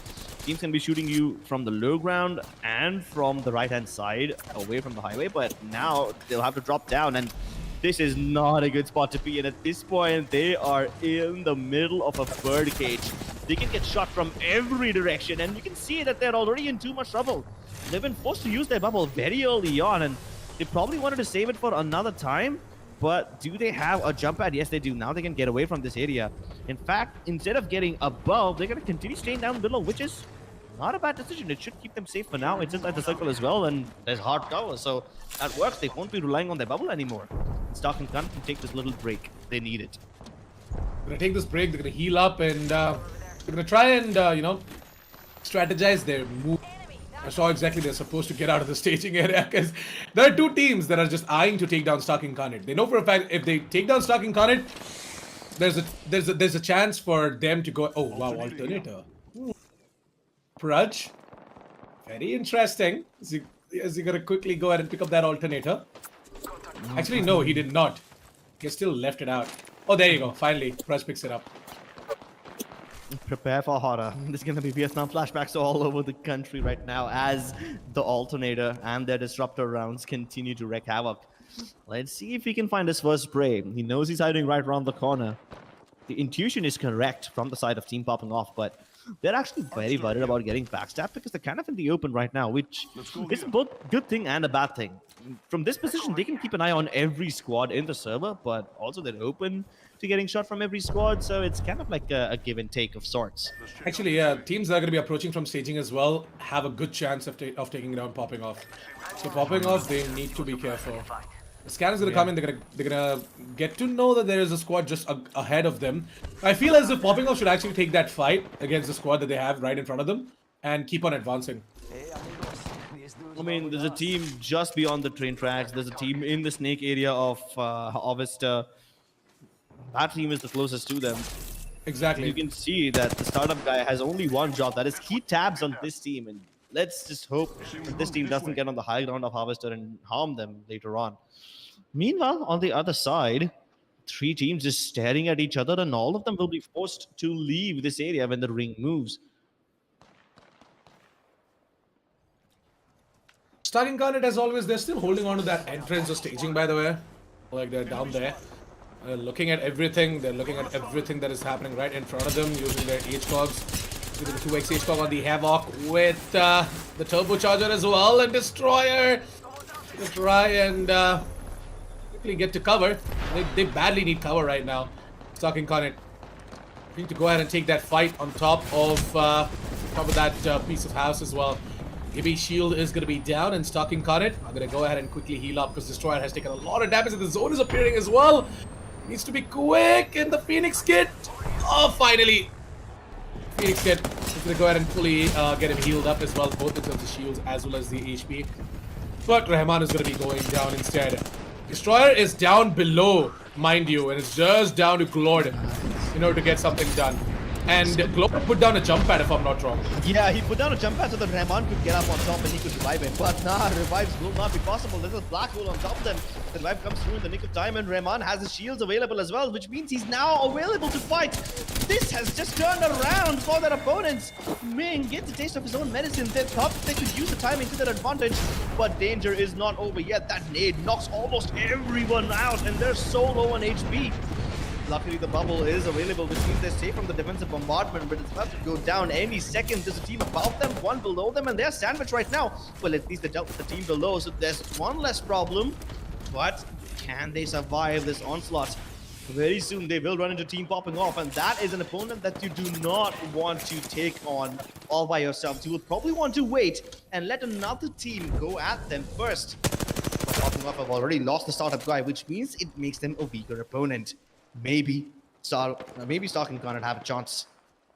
I'm going to be seeing 2 of mobile respawn beacons. Mobile respawns put up right there in front of them. And I don't think the startup guy is going to be called back, because that is going to be quite a risk right there. Or maybe it might just act as a distraction. You never really know. But at the same time, the thing is that popping off, right? Despite having absolutely everything, is gonna, they don't have the banner on top of that. That is one thing as well. I mean, they have 2 respawn beacons, but they just get the banner.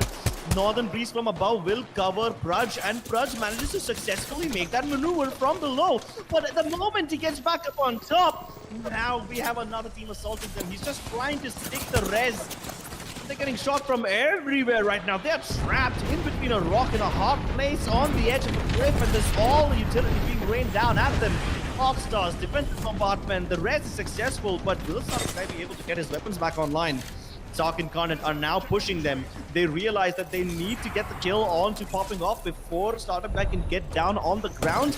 But there's Team Sage, who might just throw a spanner in the works. If Team Sage just minds their own business right now, that the top 2 teams will end up eliminating each other, and Team Sage can walk away with everything. But Stark and Carnage, they're getting the gun fired upon, and Team Sage now counter pushes them. This is disastrous, as they're battling 2 teams at once, and Sage has no chill. They want to go in for the full send, the Spitfire, and going la-ta-ta-ta-ta-ta, and it destroys everybody. Oh my lord. They have just been eliminated. Stark Incarnate was the only team that could have stopped the side of Popping Off, but they have been dealt with, and now Popping Off capitalized on this one. Team Stage, they realize that they have just made a massive mistake. They should have just let that team stay alive. They've melted all their shields. Maybe they can actually pull this off. Can it be possible? Is a comeback possible? The 4th party has arrived and every team is fighting in this direction. Both the top teams have been eliminated. Popping Off and Stark Incarnate are outside. The stage is wide open, and this is anyone's game at this point. Well, I feel as if this might just be Skyhawk to go ahead and take it away. They do have the advantage right now, but at the same time, Wasabi, they're pushing in from the other side, and Wasabi have got the piece of the hunt. On top of that, the shield has been put down as well from the Gibby. Gonna be seeing Skyhawks, who are gonna be losing their shields.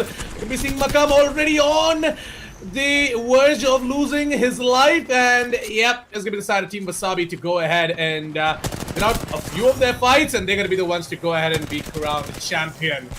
Ladies and gentlemen, Wasabi, what a play here. Like, the patient play coming out from both Wasabi and the side of Skyhawks. They did exactly what Crips set it out to be. But on the other hand, Crips kind of wanted that to happen with the side of Team Sage. But, well, Sage did something more incredible.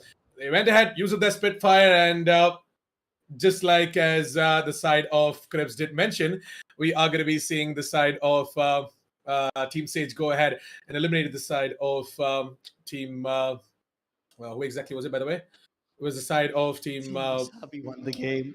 Stark Incarnate and Popping Off ended up killing each other. Team Sage was the monkey wrench. These guys... If Team Sage wasn't present in this area, then I think the top 2 teams would still be alive, but they fought both of them at once, and they kind of instigated them to fight each other as well. So yeah, Team Stage, they played spoilsport over here. Doesn't matter if they get the points or not. They just don't want the top 2 teams to get the points. Completely. I mean, Team Wasabi are the ones to go ahead and finish things off as well with that final flag on towards Skyhawks. Pretty interesting game, and yeah, there were quite a lot of moments that we have to relive as well. The match highlights are going to be ready, so we're going to be quickly jumping straight into it as well. But I kind of feel bad for the side of Team Popping Off because they tried absolutely everything. But little did they know that this kind of a demise is going to be coming upon them, as the entire zone as well, it kind of was not in their favor. And startup guy, his hitbox, it just fell down the cliff. Raj had to go on a rescue mission. They had the cojones to go ahead and respawn him as well, by the way.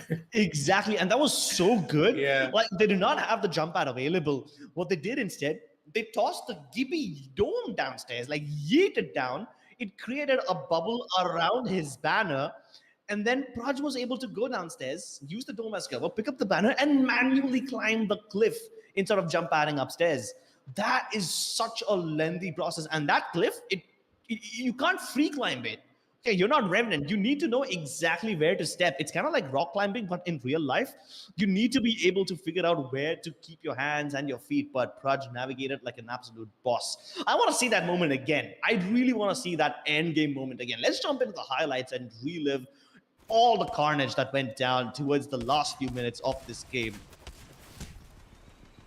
So yeah, starting things off, we had the side of Team Still Killers, who tried to get themselves a couple of frags, and they also got themselves a squad wipe, if I'm not wrong. And yeah, it was just down to one player from the side of Team Still Killers as well. That was the Valkyrie and Plainty. They were actually the ones to go ahead and emerge out victorious in that fight, as in, I feel as if Plainty with the wingmans were the ones to go ahead and finish things off. This 1 HP clutch coming out from Praj as well to go ahead and take down the side of Ryu and gang, that is Night Howlers. Again, an amazing clutch coming out from the side of Praj to stay alive. And then we had another 1 HP clutch, which is going to be coming up in a few seconds, where the side of Stark Incarnate, they went ahead and took on another gang here over towards the Skyhook. Stark Incarnate, they were quite adventurous to take on this fight. They almost lost it out as well, but then, again, as I did tell you, the 1 HP clutch coming out from the side of Rahman to just finish things off and, give that victory to the side of Stark Incarnate as well in this fight. I feel like both the top teams were holding on to this game by a thread. Both Stark Incarnate and Popping Off pulled off 1 HP clutches against two different teams in two different parts of the map. Now, imagine if both these teams died right at the start. This would have been such a different game. I mean, later on, Team Sage did come in and basically ruin it for them both. But then, imagine if these two teams were never present. I don't know what would have happened. That would have been like a Pandora's box kind of situation. Yep, the side of the Devils right here trying to take down Tamil Esports. And they were successful in doing that as well. The raid did escape, but then the raid immediately got taken down as well. Side of Aerial Chiller said. So Team Devils, they were the ones to go ahead and get that squad wipe in.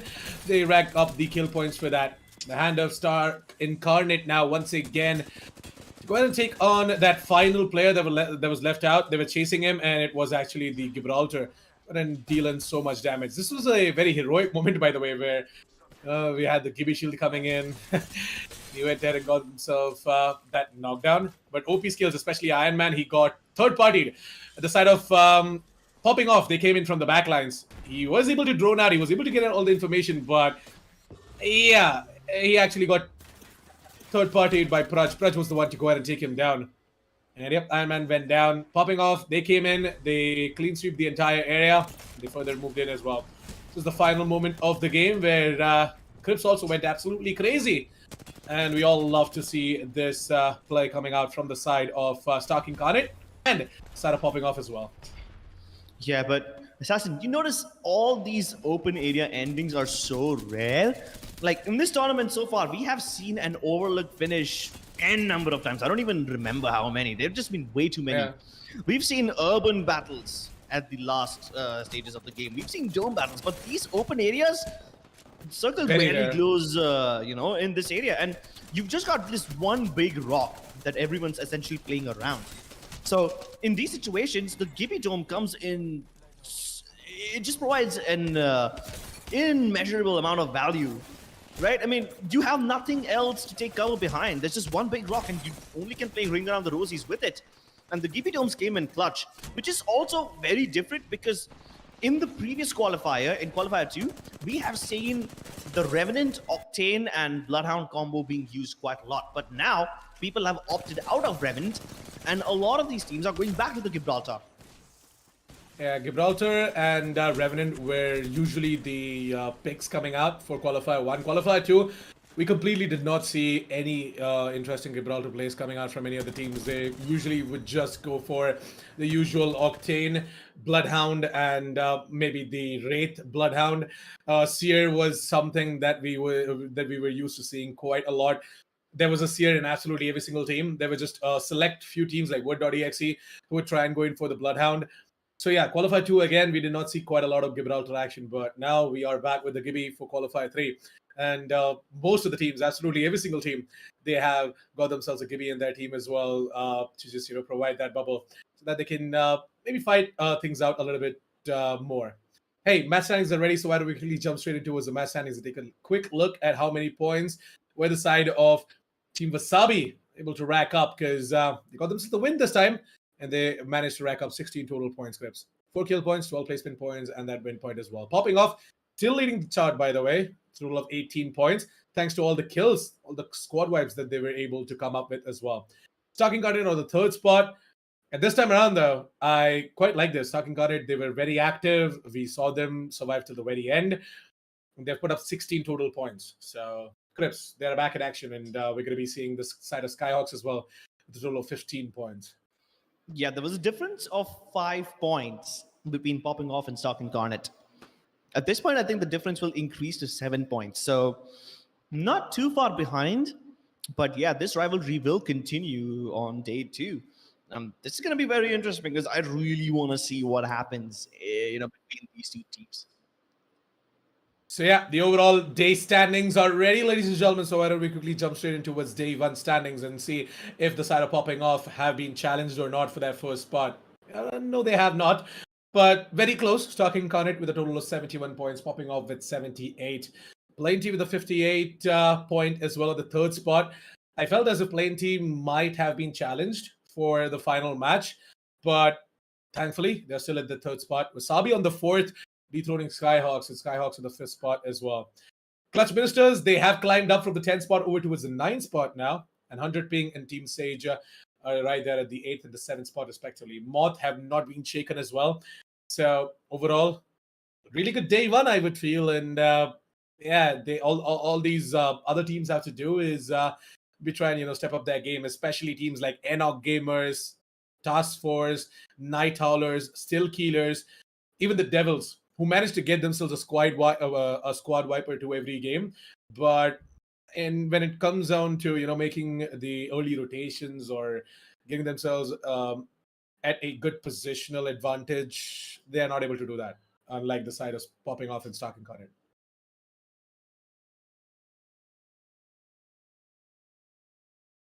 Yeah, there's really not much that anyone else can do right now against Popping Off and Stock Incarnate. I mean, consider this. Up until game number 4, the top 3 teams were relevant. They had 5 points of difference in between each other. And now in the last game, Plain T has just come completely undone, and the top 2 teams are in a league of their own. Plain T has been left behind. Wasabi, Skyhawks, Moth, Team Sage, everyone else just follows right after that. Even Skyhawks, to some extent, has a decent lead at 39 points. It's everyone else below them. It's the contention for the 6th spot that's going to be super close, because Moth, Team Sage, 100 Ping, all of them are just barely any points away from each other. So the teams that we are going to be on the lookout for tomorrow are definitely going to be 100 Ping, Clutch Ministers, Sage, and Moth, because these guys are actually sitting really, really close to each other, especially 100 Ping and Clutch Ministers. I feel as if the side of Clutch Ministers are going to be the ones to try and make something done in day 2, because we have seen them bring things really, really close in all of the matches for day 1. But it was just, again, they would get caught between all of these teams trying to rotate, and they would just get caught in a very bad position. So that is going to be something that they're going to be working on, and I feel as if the entirety of top 3 is going to be challenged for day 2, or if the side of the side of maybe popping off or even stalking Carnage go ahead and put on a piece of performance for day two right off the bat, then maybe they're just going to go into the 100 leagues and, well, they might be at a situation where it's going to be hard for other teams to catch on.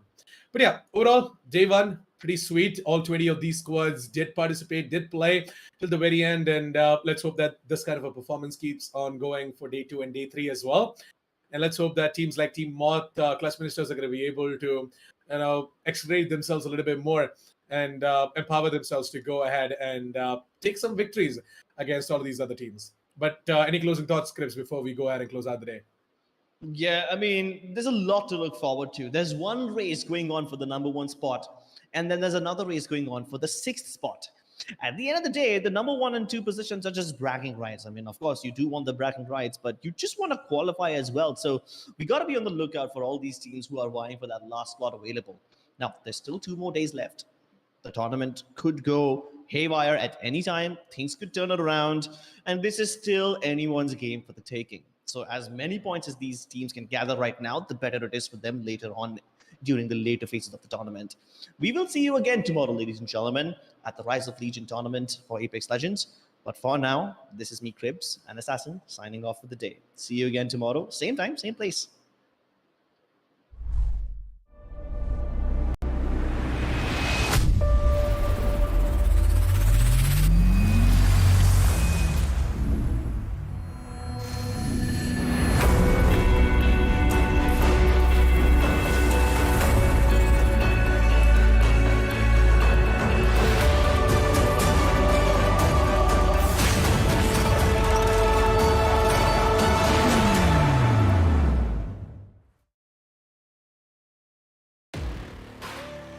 From the outside,